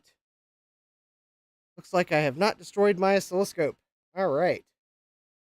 Anyways, there was a discrepancy between the picture and the description. But I had the price of $49.99 for a probe used, but seller had a 30-day warranty on it.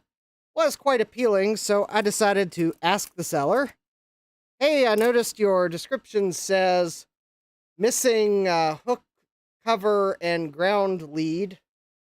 Sold as pictured, but the picture shows a complete oscilloscope probe, which is correct. And fortunately, the seller replied back with what I was hoping to hear. They replied back, the picture is correct, we'll update the description. And sure enough, they had already done so when they sent the reply. So this morning, I bought not one, but two 6139A probes for my Tektronix scope. So now, assuming they actually work, I will be able to use at least two channels. I mean, there are 4 channels, but 2 channels are aux channels, so they are limited capability. But I do have probes, so I could use at least 2, if not maybe 4 channels, if the limits are okay with what I'm testing. And that will at least make it easier to use my scope, because the thing is, the probe I have that works is a FET probe, which means it has active electronics in it. And it's not necessarily appropriate for everything. In fact, actually, it's only good up to 40 volts peak to peak. So, yeah, there's that. Anyways, hopefully that will reduce some of the pain I have in using my oscilloscope. I still do need to make a 3D printed jig so I can mount the floppy drive in it. But right now, the lid is on the oscilloscope. I can set a TV on top of it. And what TV might you might be asking, what TV are you going to set on top of it? Well, I have this lovely... Oh. Okay, well, I got to figure out what this random piece goes to. I've knocked it off of something, apparently. Anyways, I have this nice Magnavox TV here that my grandfather gave me years ago. And I can't really complain about it. It has one of those funky plastic covers over the CRT screen. And let me go to full face cam. And that plastic cover is stuffed here on the one side. But other than that, I mean, it's a Magnavox 9-inch color TV. And most importantly, it has composite input and, I mean, it's mono, but hey, its composite input. So this is the TV I'm going to set on top of my oscilloscope for now. And the reason I'm putting it there is so that for April Apples, I can use it for debugging. So the only thing I do need to do to be able to implement my plan fully, I need to get a composite video splitter so that I can feed the input both into my scaler and into this TV, so that if it's a signal that the scaler likes, I can share it with you, but we at least have a CRT TV so that we can see if there's anything on the composite out. And this we learned on Tuesday when my latest Apple II clone was outputting a signal that the scaler absolutely hated. I guess that's now 2 computers I've found it hates. It also hates the VIC-20. But I'll have a little color CRT to be able to see. I'll be able to see what the TV's showing, and it will help me rule out the scaler as a problem. So if anyone has any suggestions for a decent quality component or composite video splitter, one that's not going to like completely ruin the video signal, then well, you can suggest it.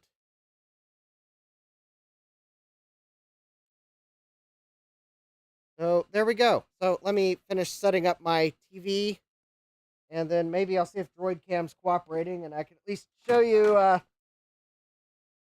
well, a little bit. I mean, it's still a mess on my bench, but at least I can set a TV on top of my oscilloscope.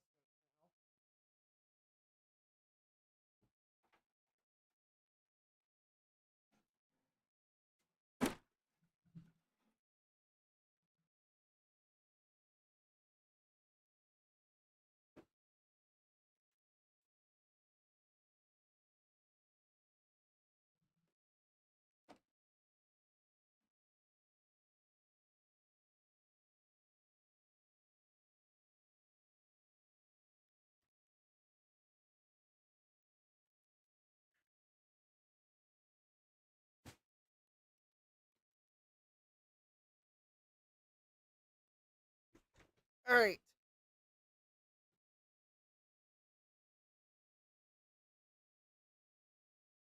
All right. Let me see.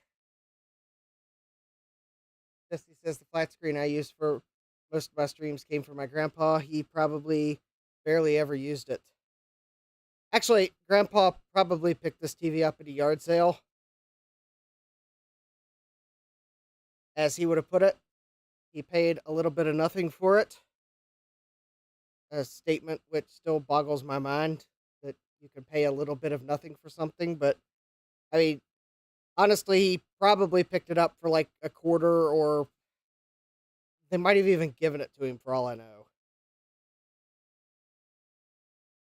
Which I guess would be a little bit of nothing now that I think about it. Anyways, it was probably like 2018 or 2019 where I had, it was the start to getting into vintage computing. And I think I mentioned to him I had an old computer and I wish I had a TV to plug it into. And he's like, well, let's walk down to the basement. And he showed me this little TV, and I said, yeah, that looks like that'll work. And quite honestly, it's not a bad little 9-inch CRT. I did manage then to find the remote on eBay. Yeah, believe it or not, it was one of my not eBay regrets, because you can't change to the composite video input on this TV without the remote. And I actually managed to find the remote. Not knowing what it looked like, I managed to find the remote. yes, it was partially a guess based on the controls that were on the remote and the approximate age of said remote, that I was like, I was pretty sure this was the remote for the TV. It's also possible the seller might have had the model number of the TV in the description. I don't remember that much. So it's possible they mentioned the model of the TV, because maybe they knew what it went to. But still, it was kind of one of those. Since I'd never seen the remote before, I could not confirm 100% that it was the actual correct remote.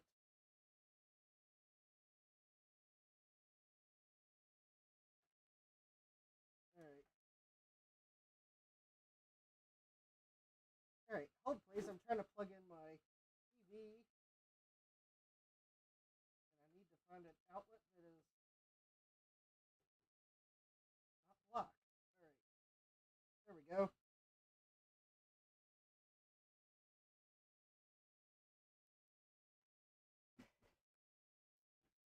All right.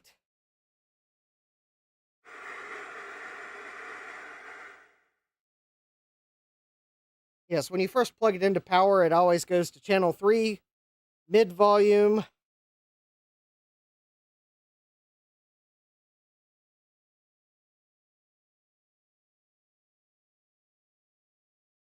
There we go. All right, let's see if Droid Cam will cooperate with me tonight.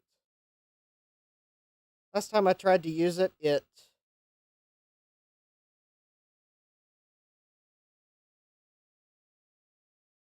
couldn't connect to it on my computer. All right, let's see if maybe by chance. All right. The IP address is numbers. No, I did not want you, Siri. I would have. And let's see. Numbers. Port 4747.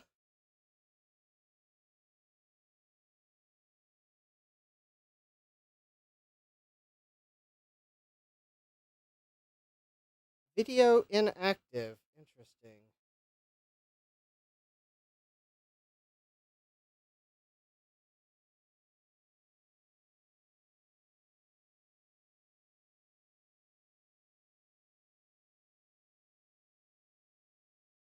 So let me guess. All right, let me guess. I think they changed the way Droid Cam works. That's why I'm having trouble. All right, hold please. I'm going to attempt to install.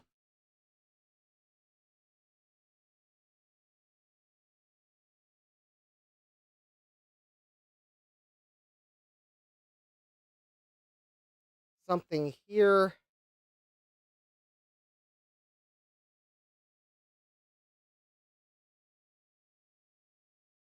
All right.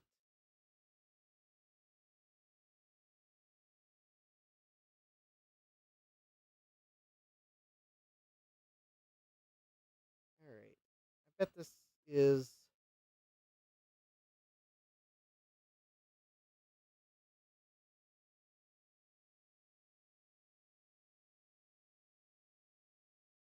There we go. All right.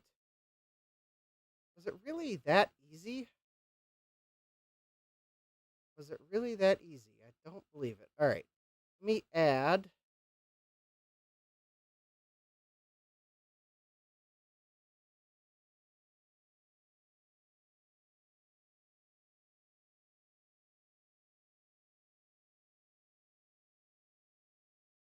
Oh, wait a minute. Let me look at the instructions here real quick. How to use.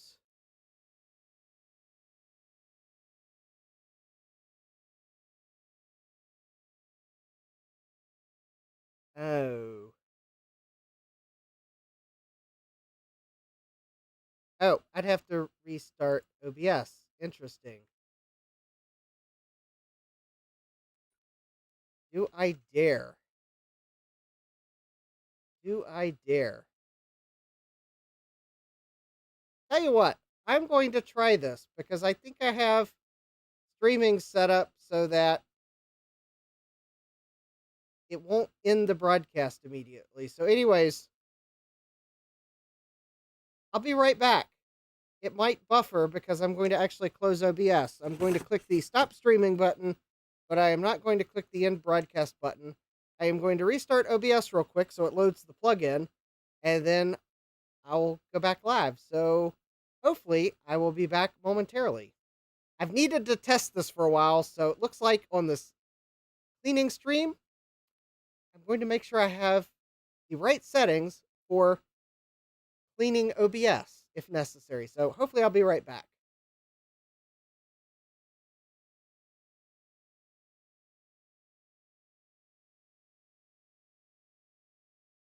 All right, and hopefully I'm back. I think it really might have been that easy. Is it clean yet? Jack's asking. No, it's not clean. Hey, but I've got the DroidCam OBS plugin in now, so hopefully I can set this up real quick, and then I'll be able to show you kind of a little bit of progress so far. All right, I gotta allow access from. All right, we will do that. Video format, that looks good. Wi-Fi IP. Refresh device list.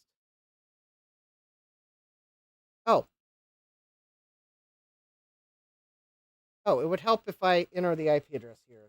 35. Is that good? Yeah, I gotta get rid of those explodey tantalums.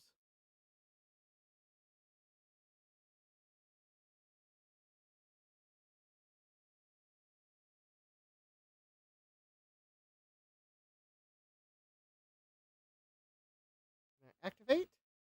Oh, there we go. Oh, awesome. It worked. All right. It does look like the droid cam is like completely over top of everything. So let me at least scroll this down to at least. There we go. That's at least a little better. All right. Yep. Got to show the coffee goal because VCF East is in like 3 weeks. So, well, the link is in the description. So, anyways, now you can see the mess from the droid cam view, including a closer up of those explodey tantalums. But anyways, there we go. There's the TV I now have on my oscilloscope that I put the lid on it. I do need to make a 3D printed thing so I can put the floppy drive in.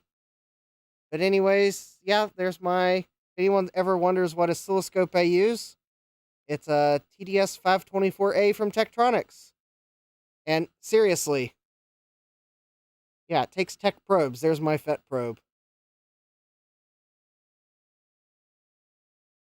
All right, well, anyways, we can hide that now. All right, so at least you...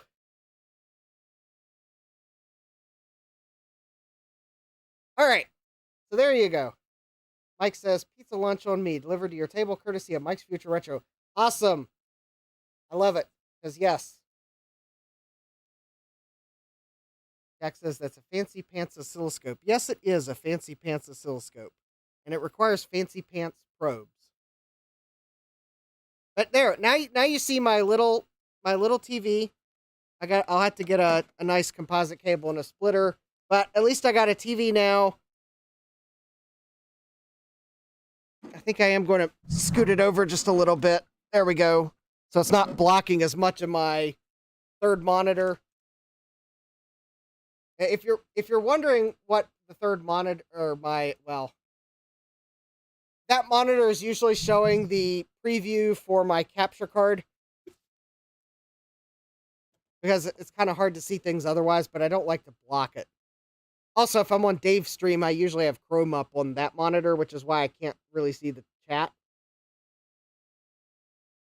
because I need to be able to see OBS on my screen so I can still control the virtual camera.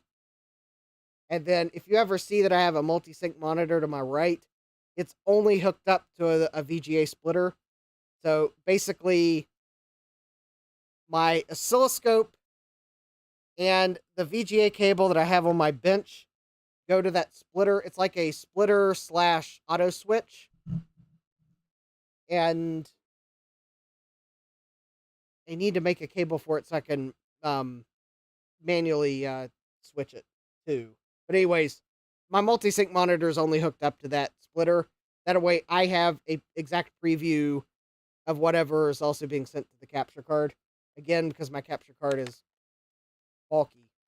But yes, Mike, pizza lunch to my table will be greatly appreciated because exhibitors don't really... It's very hard for an exhibitor to take a break, especially a lunch break. So yes, I will definitely accept a pizza lunch while I'm exhibiting because that way I can have lunch and still be at my exhibit table. It's not a problem for shorter breaks. It's the problem is lunch, because the only lunch option at the venue is, well, limited. And they only serve the lunch at like a certain time, so yes.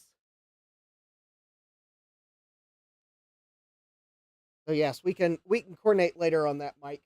But I will definitely appreciate that. Oh yeah, so I kind of been joking that every year I go to the beach with my parents, I buy a new Ryobi tool at the outlet shop. So that was the 2023 commemorative cordless power tool was the air blower.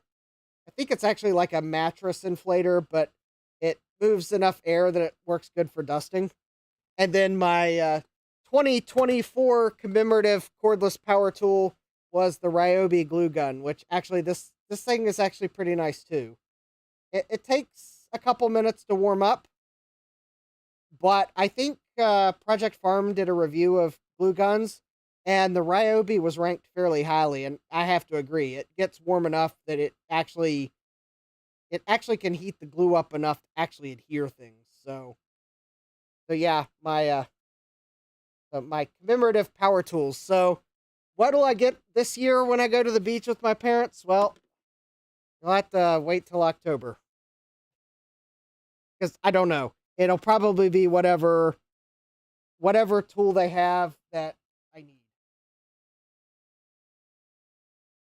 Now, granted, I could have gone to Home Depot and bought either of those, but there's a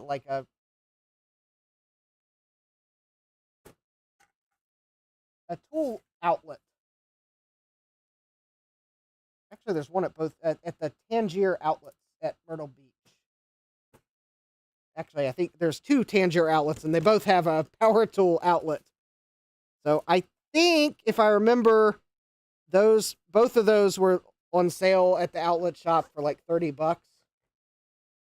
I think the glue gun normally goes for $60 or something like that. So, I mean, I couldn't pass up half off. Yes, it was a factory refurbished, but like, well, I'm pretty sure that it will work, especially because it's been tested a second time. And a lot of times, those factory refurbished tools might have only been returned because someone needed it once and used it as a way to rent the tool from the retail store. I mean, it's just the reality is there was a chance nothing was wrong with it the first time. But because it got returned, it got refurbished so they could sell it as refurbished. So there may have been nothing wrong with it to begin with.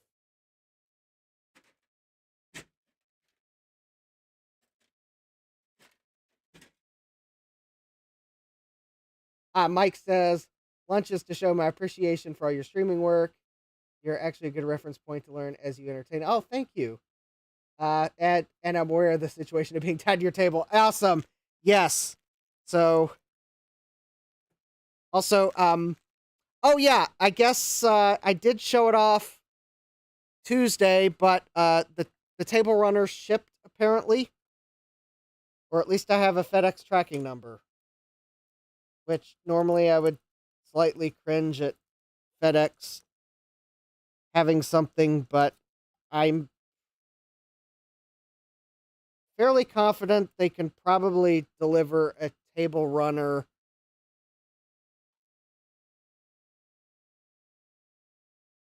without damaging it. Usually the heavy stuff I have trouble with.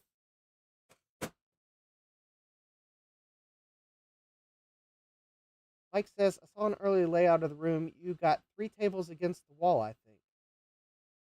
Jack says, hopefully it's not marked fragile. Yeah. Yeah. Yeah, if they mark the table runner fragile, then I'm in trouble. Oh wow, I have 3 tables. That's interesting. You're not in the island. Interesting, because I requested 2 tables because it's all I could request. I mean, I guess that's not to say that the way I mean, I'll have to look at the layout because maybe the way it fell, I got a 3rd table, which could be handy.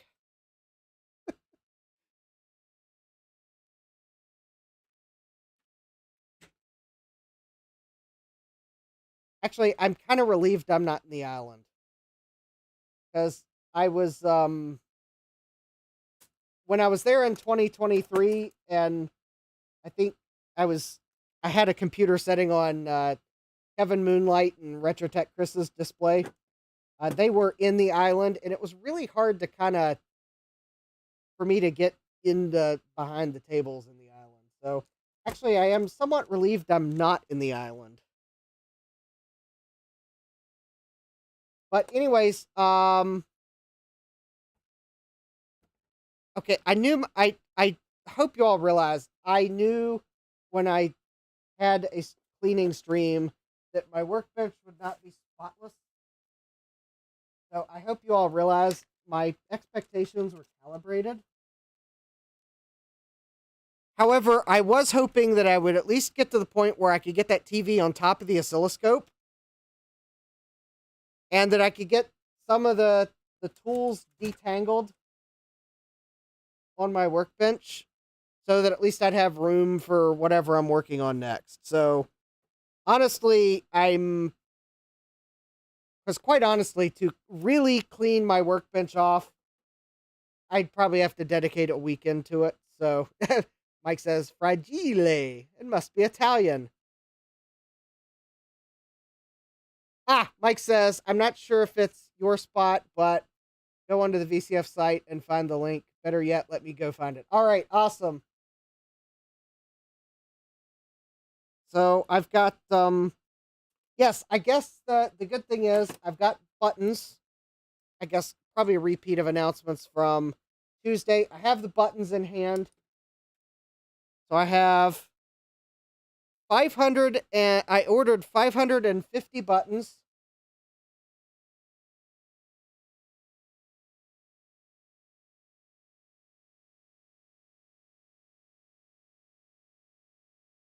And I'm going to go so that I don't misquote what I ordered. So let me go to my sent items. I order my buttons from Think Twice Buttons. Matt Jenkins is an awesome guy. If you ever want to like get the 1-inch or 1.5-inch buttons, I highly recommend Think Twice Buttons. I had the order to him, I think it was last Friday morning. And I think he shipped them Saturday, and I ordered 550. So just having trouble finding the quantities I ordered. Anyways, let me see. It was okay, I think I can remember if I put my thinking cap on. Okay, I think I ordered 150 of the Computerized start buttons with the picture of my cap on them. because I have roughly the same number of the ones without my cap on them. I ordered, I think it was 100 of the dinosaur wearing the cap. Not that dinosaur, but the one that you've seen on my thumbnail. I ordered 100 of that one. I ordered oh, 100 Wheel of Regrets and 100 I bought it on Regret Bay. And I think I ordered 50 April apples. And I think I did order some of the computer buttons.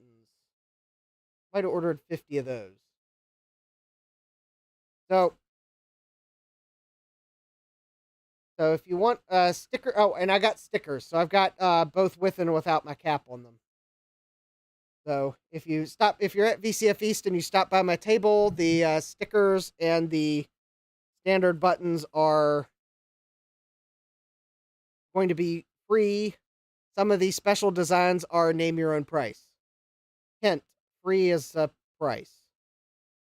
Because I'm too nice to, as long as I have enough. The buttons do cost something, but don't worry. I'm thinking of suggesting like $1.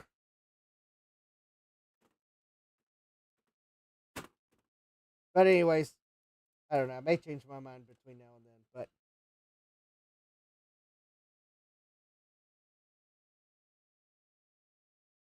oh, Mike says might have been an early layout. VCF now shows the layout will be viewable April 1st. Oh, I'm actually surprised that they haven't they'll probably send the layout out to exhibitors soon. I think we will get a chance to like see where we are a little sooner than everyone else.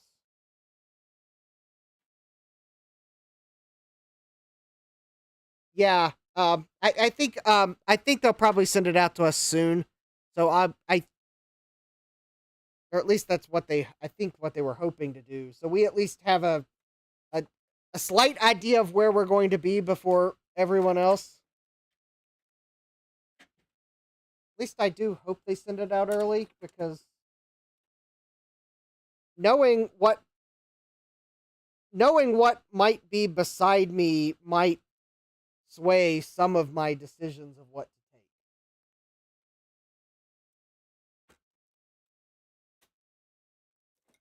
take. I.e., if I realize I'm behind a table that's likely to have a high concentration of certain computers, I might try to not take as many of them so that people don't think it's like a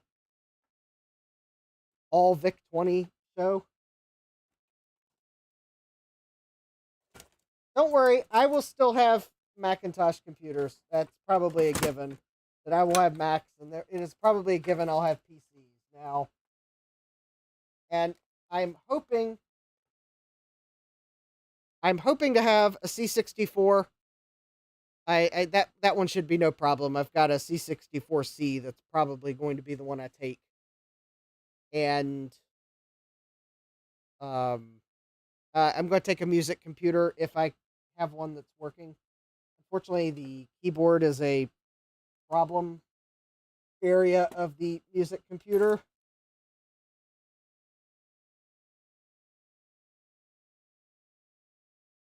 Unfortunately, the keyboards weren't that great, but I should have one that the keyboard works on. I may have to swap keyboards between models. But anyways, I'm hoping to have a music computer with me. What displays am I going to bring? Well,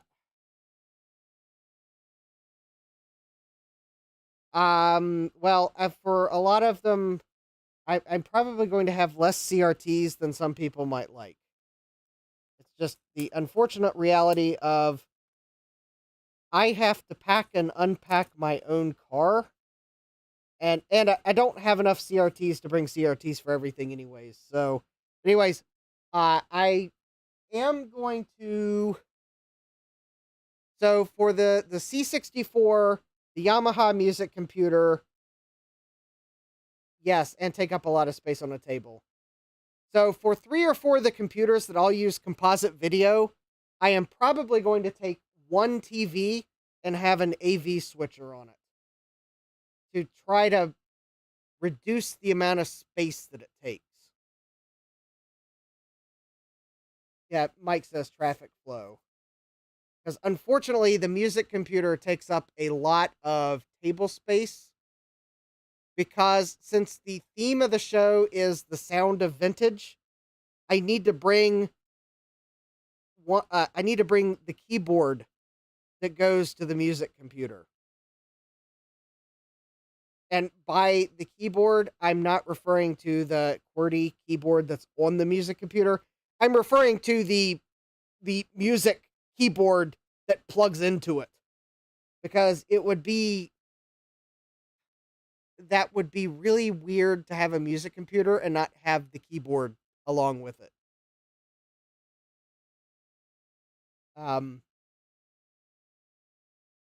Also, the problem is I wish I had 2 6-foot tables so I could set things out before I bring them, but yeah, that is unlikely to happen.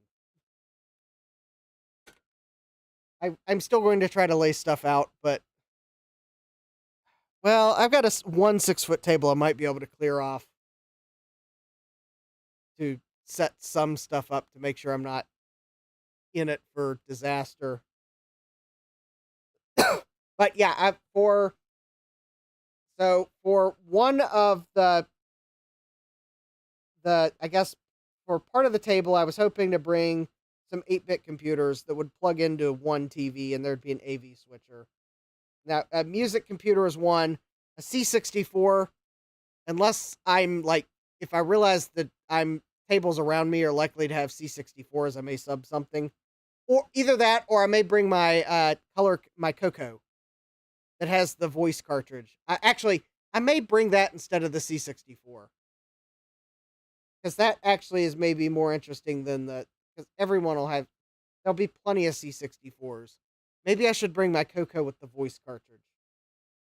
That is something that will likely be more different.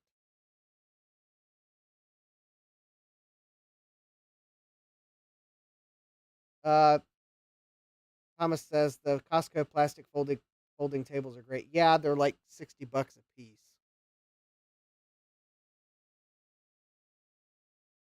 I'm like trying to resist buying 2 of them because I do not need 2 of them.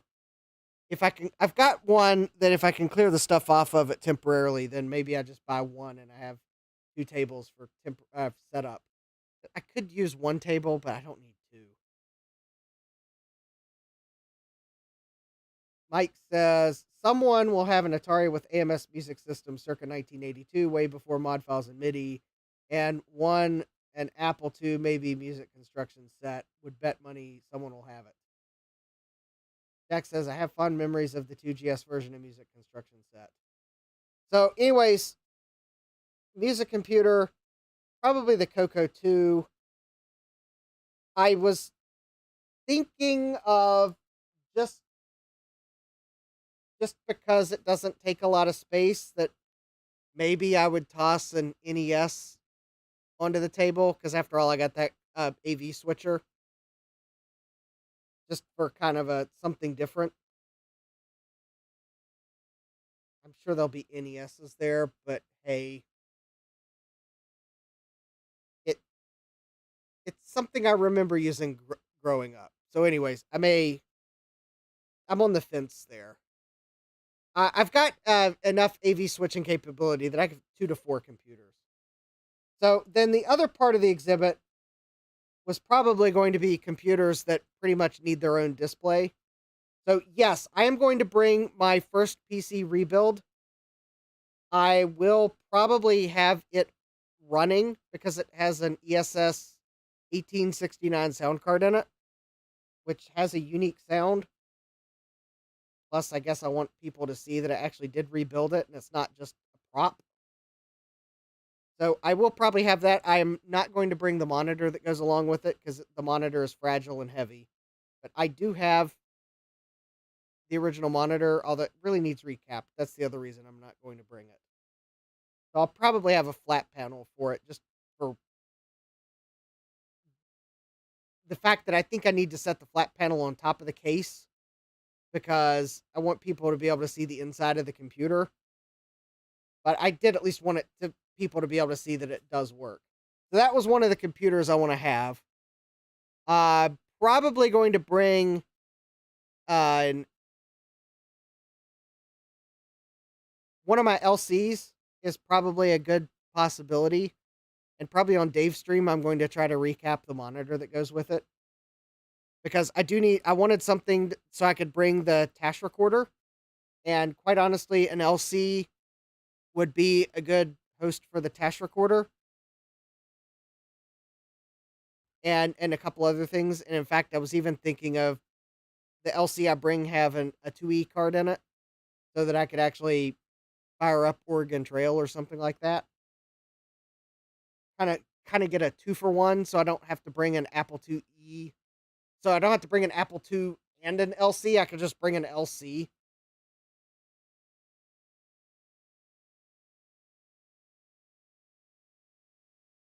Mike says maybe sound edit 16 on a 68K or PowerPC Mac for early multi-track sound editing.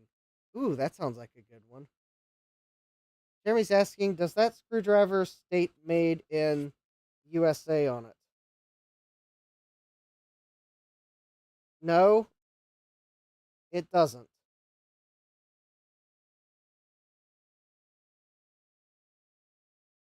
No, that is not a made in the US craftsman. Mike says, does iTunes and a CD burner count as an exhibit? I don't know.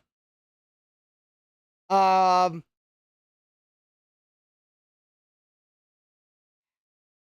then I'm still on the fence about whether I was going to actually.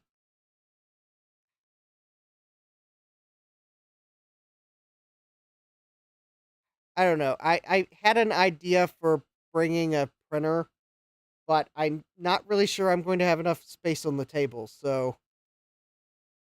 I still may sneak a printer, though, into my car, just in case I can somehow. Yeah, it was made by Stanley, but I needed a long Phillips #2 screwdriver, so I'm pretty sure I was in Lowe's, so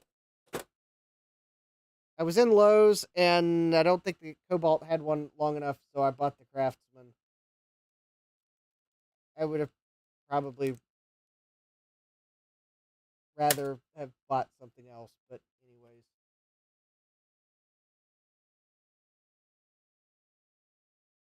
Sound Jam and a CD burner.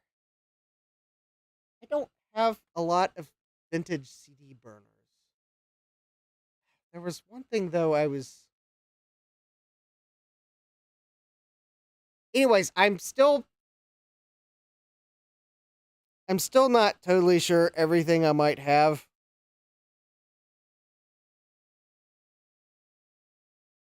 Because I think I still have a little bit of table space.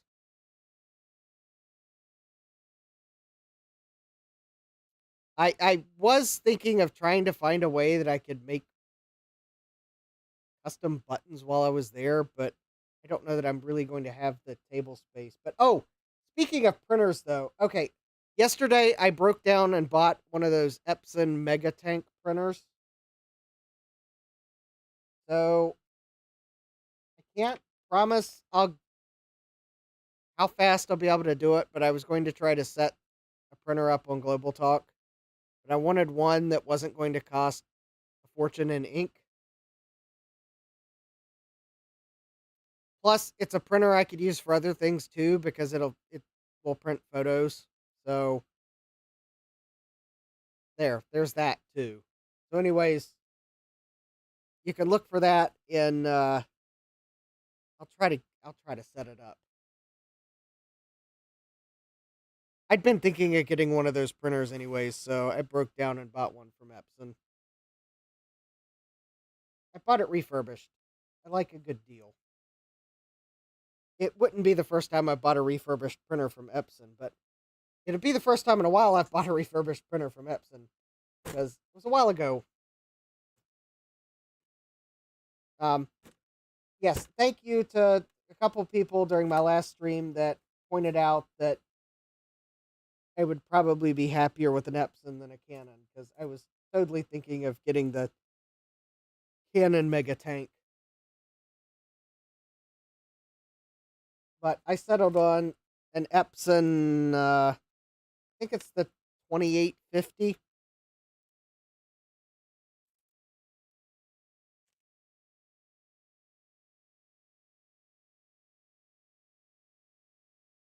Because laser printers don't print good photos. Ask me how I know. How I embarrassingly know, yeah. I think I was sending something to Joe for repair, and the only thing I had to print photos with was my laser printer. And, I mean, they were usable for the purpose, but they were, they were usable for the purpose, but they were definitely not anything that I could have, like, printed an actual photo with and framed. Yeah, Jack says, I do love my color laser, but no, they print terrible photos. Yeah, I mean, it worked for giving Joe a picture of something for repair purpose. It would not work for framing a picture. Yeah, as Jack says, they are recognizable as photos. That's about it. Yeah.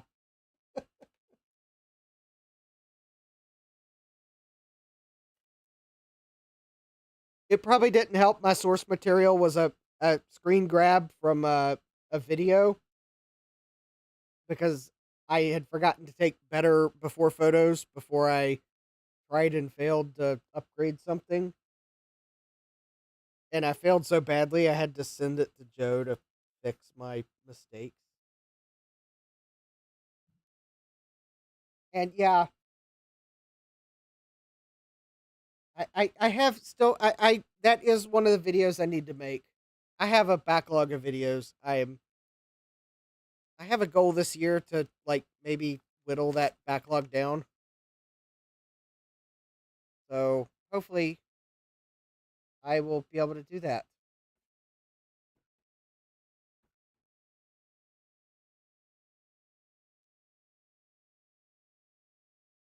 Jack says, easy color printing with accurate colors has always been and continues to be a pain in the butt. Yeah. So I guess the other cool thing is I have an office. Well, I guess I have two offices in the house, one of which is more, at some point, will be the set for filming videos whenever I get it finished. And then, but that's where my color laser printer is, because my color laser printer, well, actually, it's heavy enough. I'm not even going to try to carry it upstairs to see if it would trip the arc fault circuit breakers in the bedrooms. But I had a lighter laser printer that I took up to one of the bedrooms that was my office, and I plugged it in and it tripped the breaker. So I suspect my color laser printer would too. And it's not, and note, it didn't trip the breaker because of current. I think it tripped the breaker because it looked to the arc fault breaker like an arc fault. Oh, Jack says my laser printer doesn't trip my arc fault breakers, fortunately. What brand of laser printer do you have? Maybe it was just the... Maybe I just had the wrong brand of laser printer. Of course, there is always the chance that maybe that laser printer was malfunctioning. So, I mean, that is possible. But my color laser printer is too heavy. I'm not taking it upstairs. Interesting. It was a Brother laser printer, and it predates the LED laser printers. Jack says I have Siemens breakers for what it's worth. Well, okay, so this was a Brother laser printer, a rather new one. So it would have been an LED laser. My breakers, though, aren't Siemens. They are Eaton.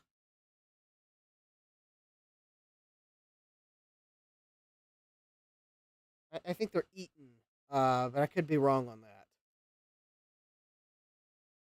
that. I think the brand that is on the panel is not the brand that they have today because the company was acquired at some point. I want to say Eaton is the current company that makes the breakers. Fortunately, they still make them, and fortunately, it's not one of those recalled breaker panels.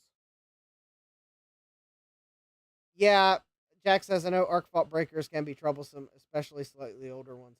Yes, it is entirely possible that the fault is the arc fault breaker in the panel, and that if I had an electrician replace it with a newer one, it could also have solved the problem. Or I just solved the problem by not having a laser printer in the room. Given how heavy my color laser printer is, I'm not taking it upstairs to even see if it would work. It's just too heavy.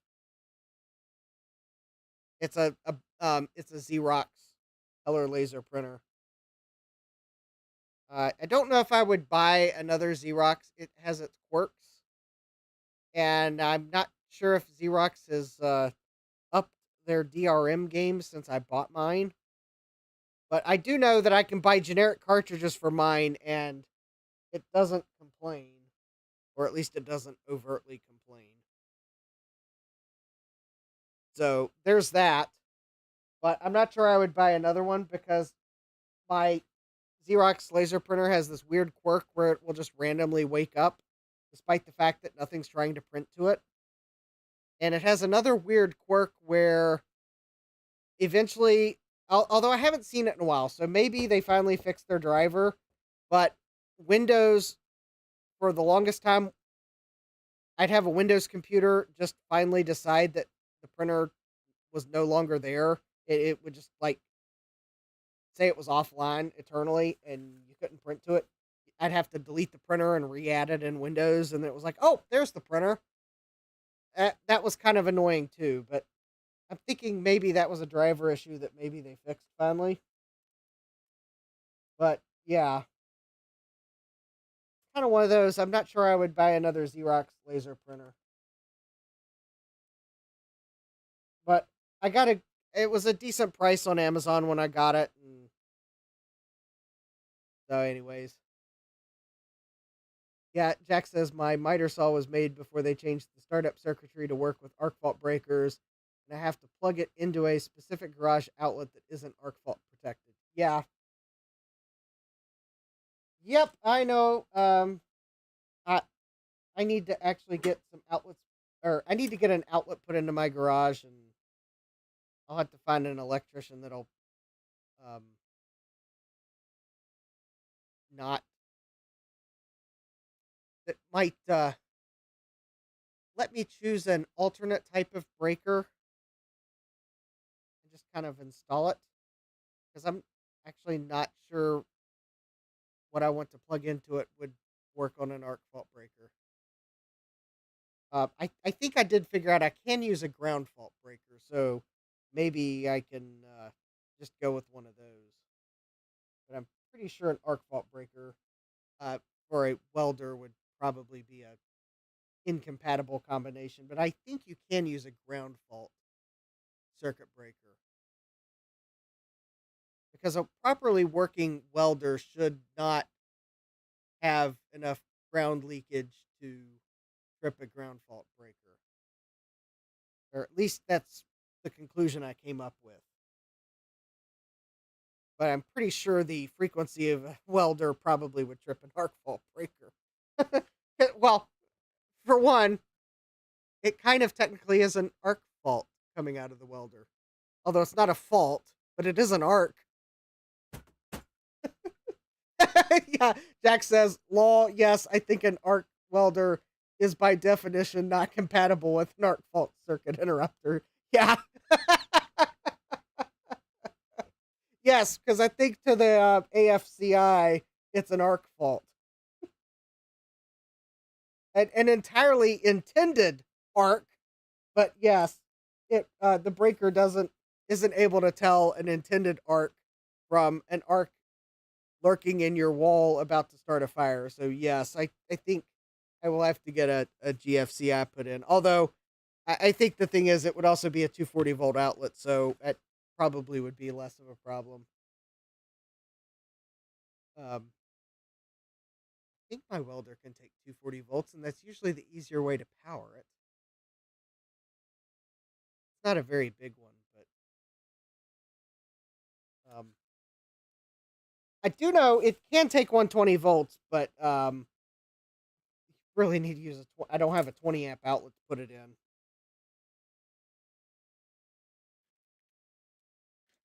But yeah, I've got a couple of things I would like to do this year that aren't necessarily computer related. Although, if I keep getting these potential regrets off eBay that need case repairs, sooner or later, I'm probably going to end up having to weld a case. So maybe it's just as well that I would like to finally this year get an outlet put into my garage so that I could actually use my welder and practice some.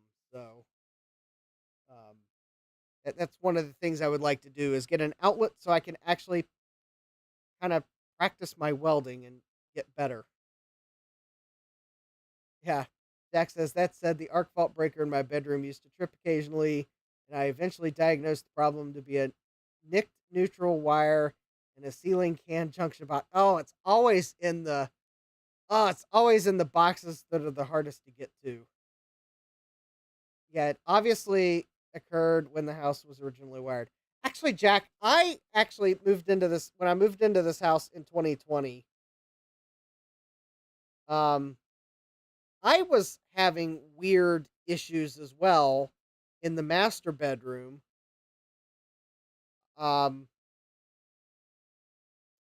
It got worse after I replaced all the outlets in the master bedroom, but it ended up there actually was a nicked wire in one of the outlet boxes. Although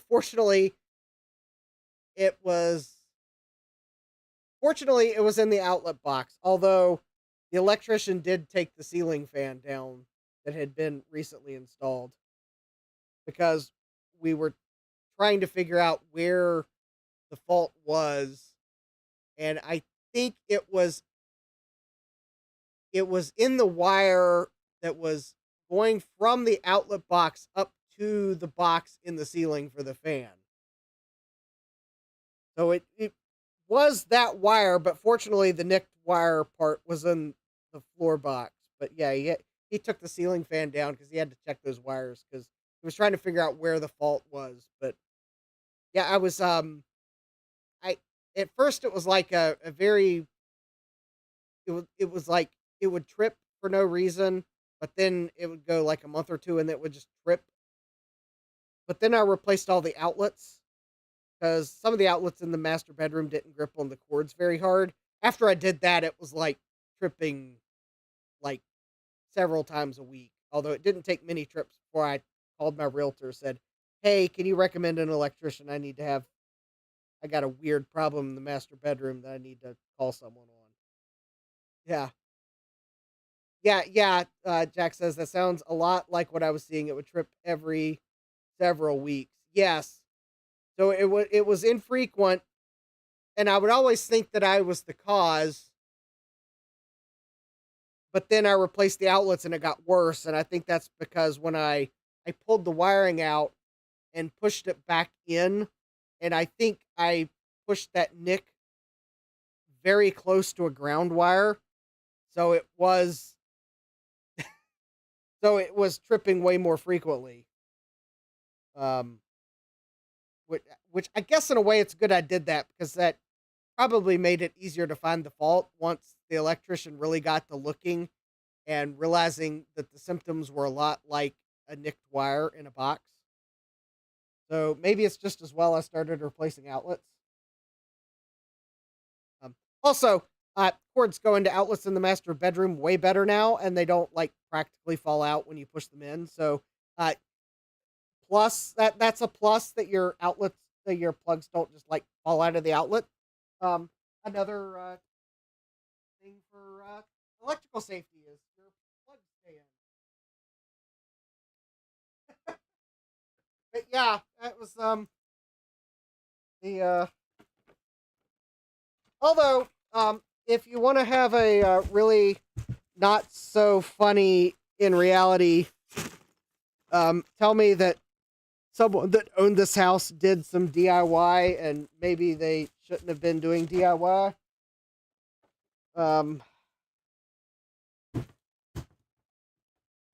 Yeah, the ceiling fan in the master bedroom.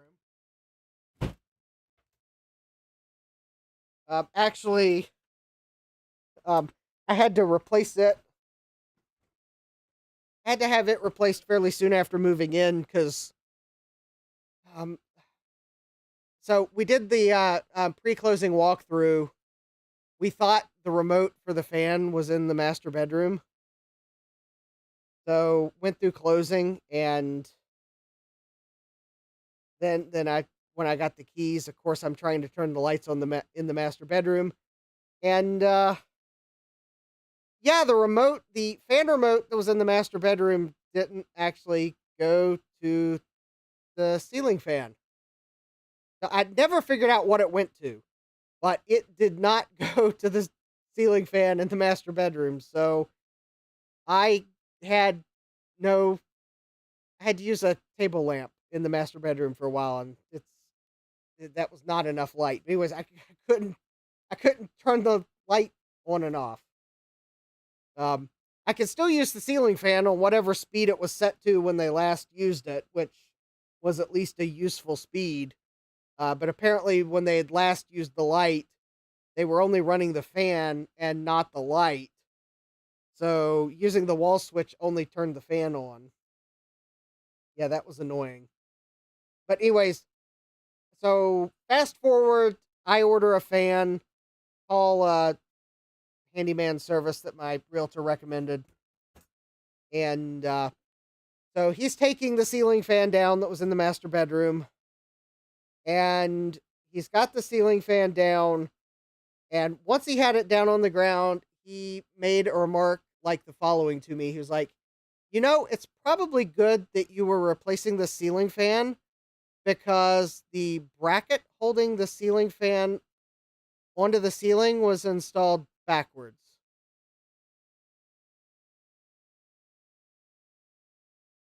Yeah, I'm glad I was having that ceiling fan replaced too. And yes, I did watch him as he put the new bracket in and confirmed that he put it on correctly. Now you're probably wondering how in the world you install the bracket backwards. Well, anyways, so my master bedroom has a vaulted ceiling. So it actually goes up to a point.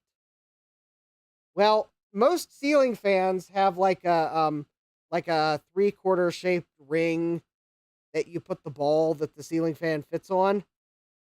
You're supposed to orient the opening. If you have a vaulted ceiling, you're supposed to orient the opening so that it points up to the top of the ceiling so that there's no way for the fan to fall out. Well, they had installed the bracket so that the opening pointed down.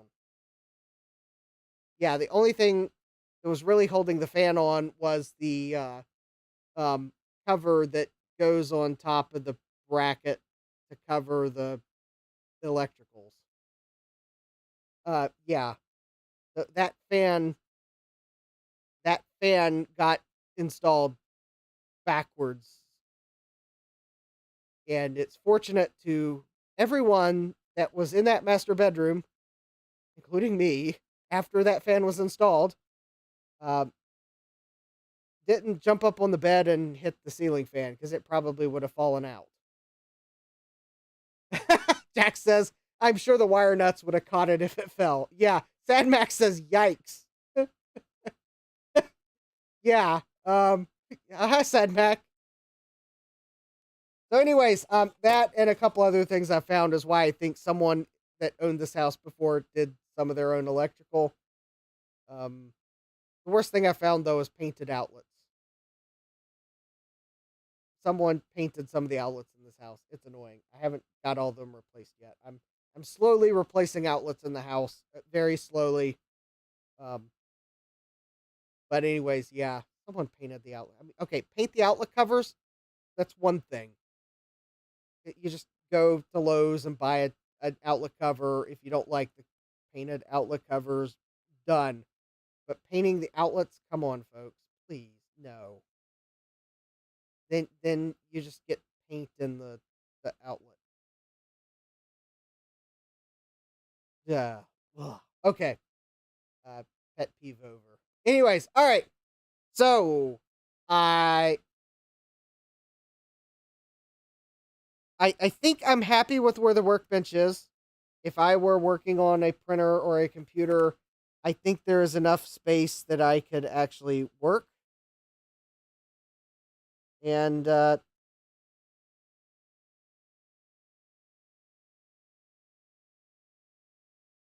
think I'm going to have to wipe the table again from where I opened some of those computers on my bench.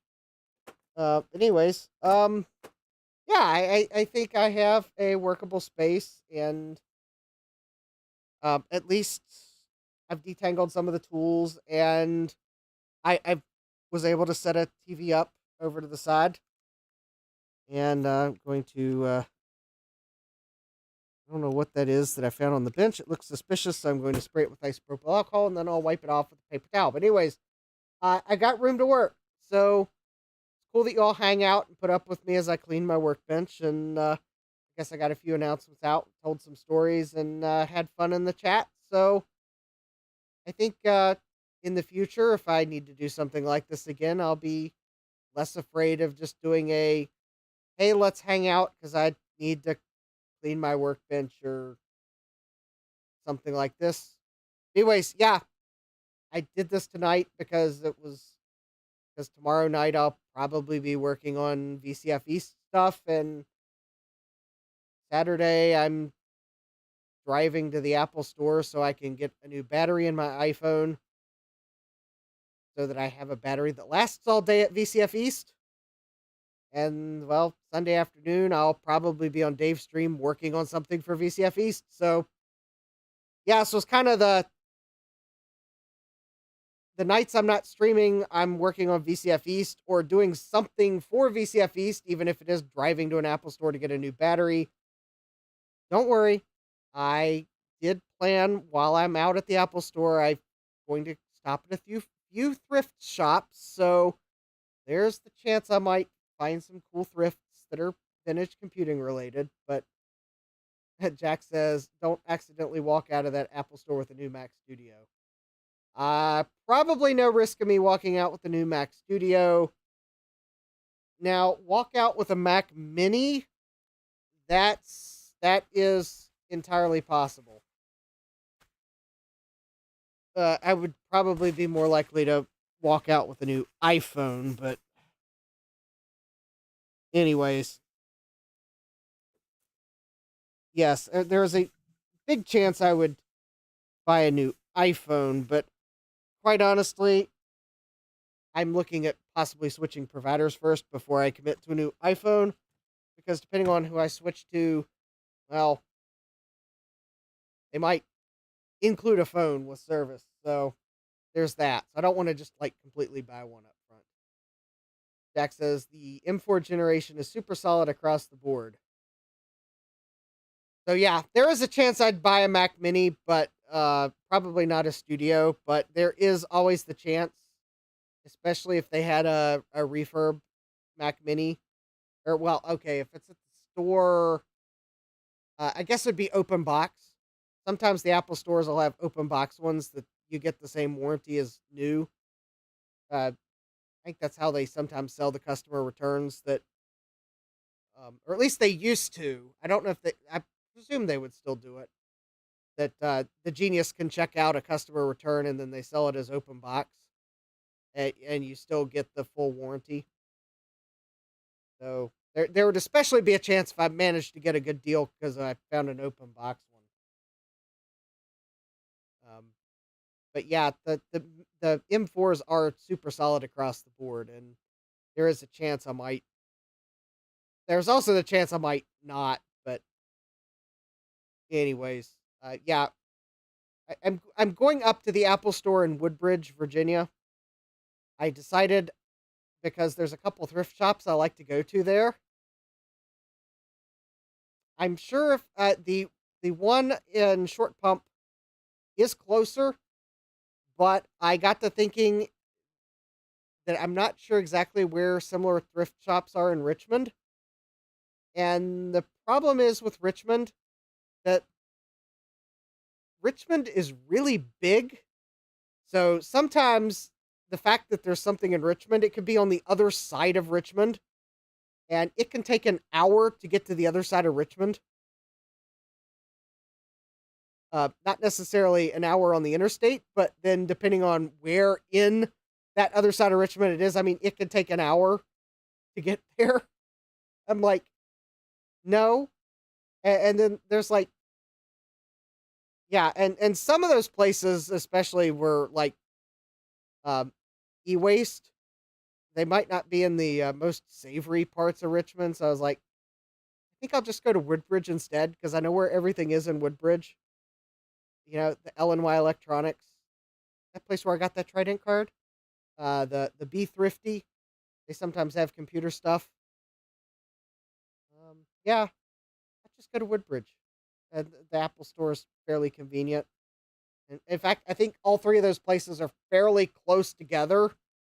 So no, like having to drive an hour to get to the other side of Woodbridge because I'm not sure Woodbridge is that big actually. So yeah, but yeah, I'm gonna go check out the Apple Store up at I think it's if you're looking at the Apple Store list in Virginia, I think it's the Apple Store Potomac Mills. Anyways, yeah, I've not been. I know where that Apple Store is. I've actually driven by it, but I've never actually been in there. I'm sure it's just like any other Apple Store. But anyways, I decided that I'd rather have an Apple battery because I don't want my iPhone harassing me that I've got a third party anything in it. So I just figured, okay, I'll go up to the Apple Store. I'll go and have them replace it. Get that done. I'll have a full battery for VCF East. And I was going to stop in LOY and Be Thrifty while I'm up there. So we'll see if I find anything cool. There are like a few odds and ends that I'd like to see if L&Y has. So anyways, we'll see what I might find up there while I'm there. And apparently, I thought this weekend was going to be all rainy, but apparently Saturday the weather's supposed to be decent. It's only supposed to rain Sunday. I don't really like making road trips in the rain, so that'll be a plus. So we'll see what I check out up there. But so hopefully, come Tuesday, I'll have an iPhone that will actually last all day again. Which will be handy when traveling. So, anyways, let's see here. I guess that's the oh yeah, and I guess kind of looking out on the calendar, the DC area retro computing meetup. I went to one. I guess it was in November. I think it was. They've got another one scheduled for in May. I think it's May 4th or May 6th. No, it's May 4th. I seemingly remember May the 4th be with you when I saw the date.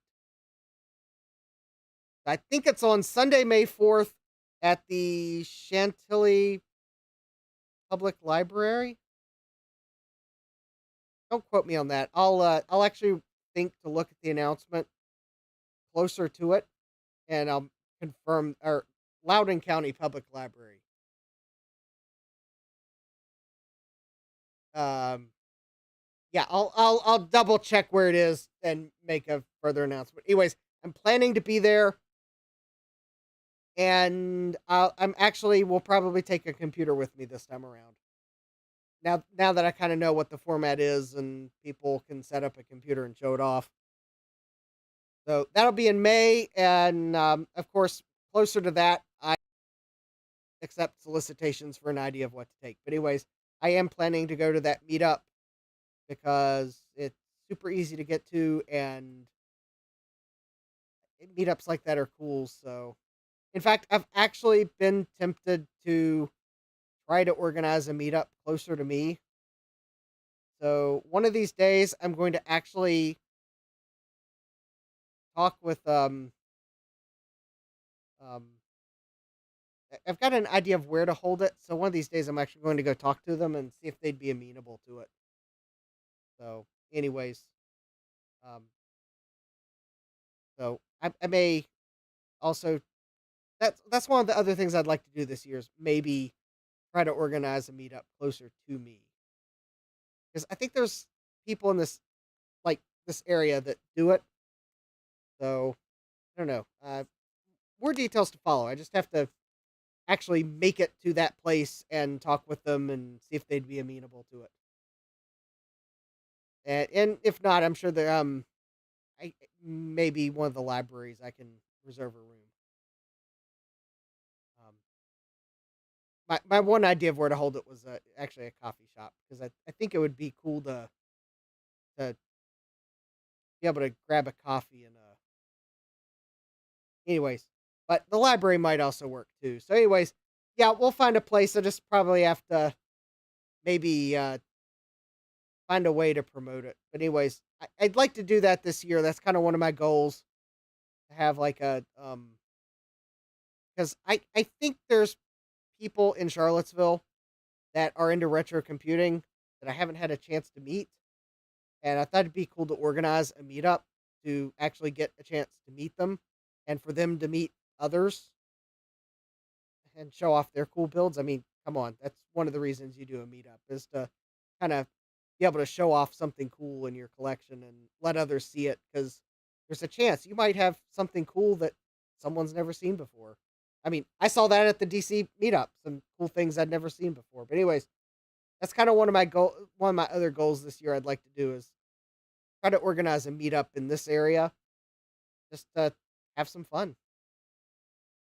Anyways, with that, I do have to work tomorrow, or depending on what the clock says, I do have to work later today. So, anyways, I'm going to go ahead and draw the stream to an end. Thanks for hanging out with me as I clean my workbench.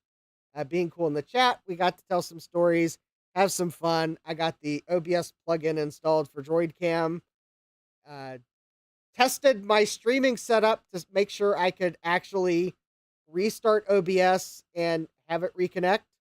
So that was also good that tonight was a good stream to test that. So now I know if OBS starts malfunctioning or I have problems with the device, I at least have it set up correctly that I can drop and reconnect if it's a quick fix, and I should be able to reconnect the stream. So good that I got to test that too. So anyways, hope you all have a great rest of your day. Hope to see you here next time. So Tuesday, I don't remember. I'm trying to remember if I scheduled Tuesday's live stream. I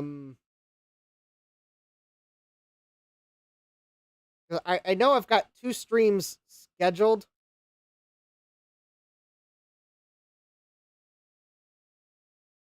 Yeah, don't remember which 2 they are.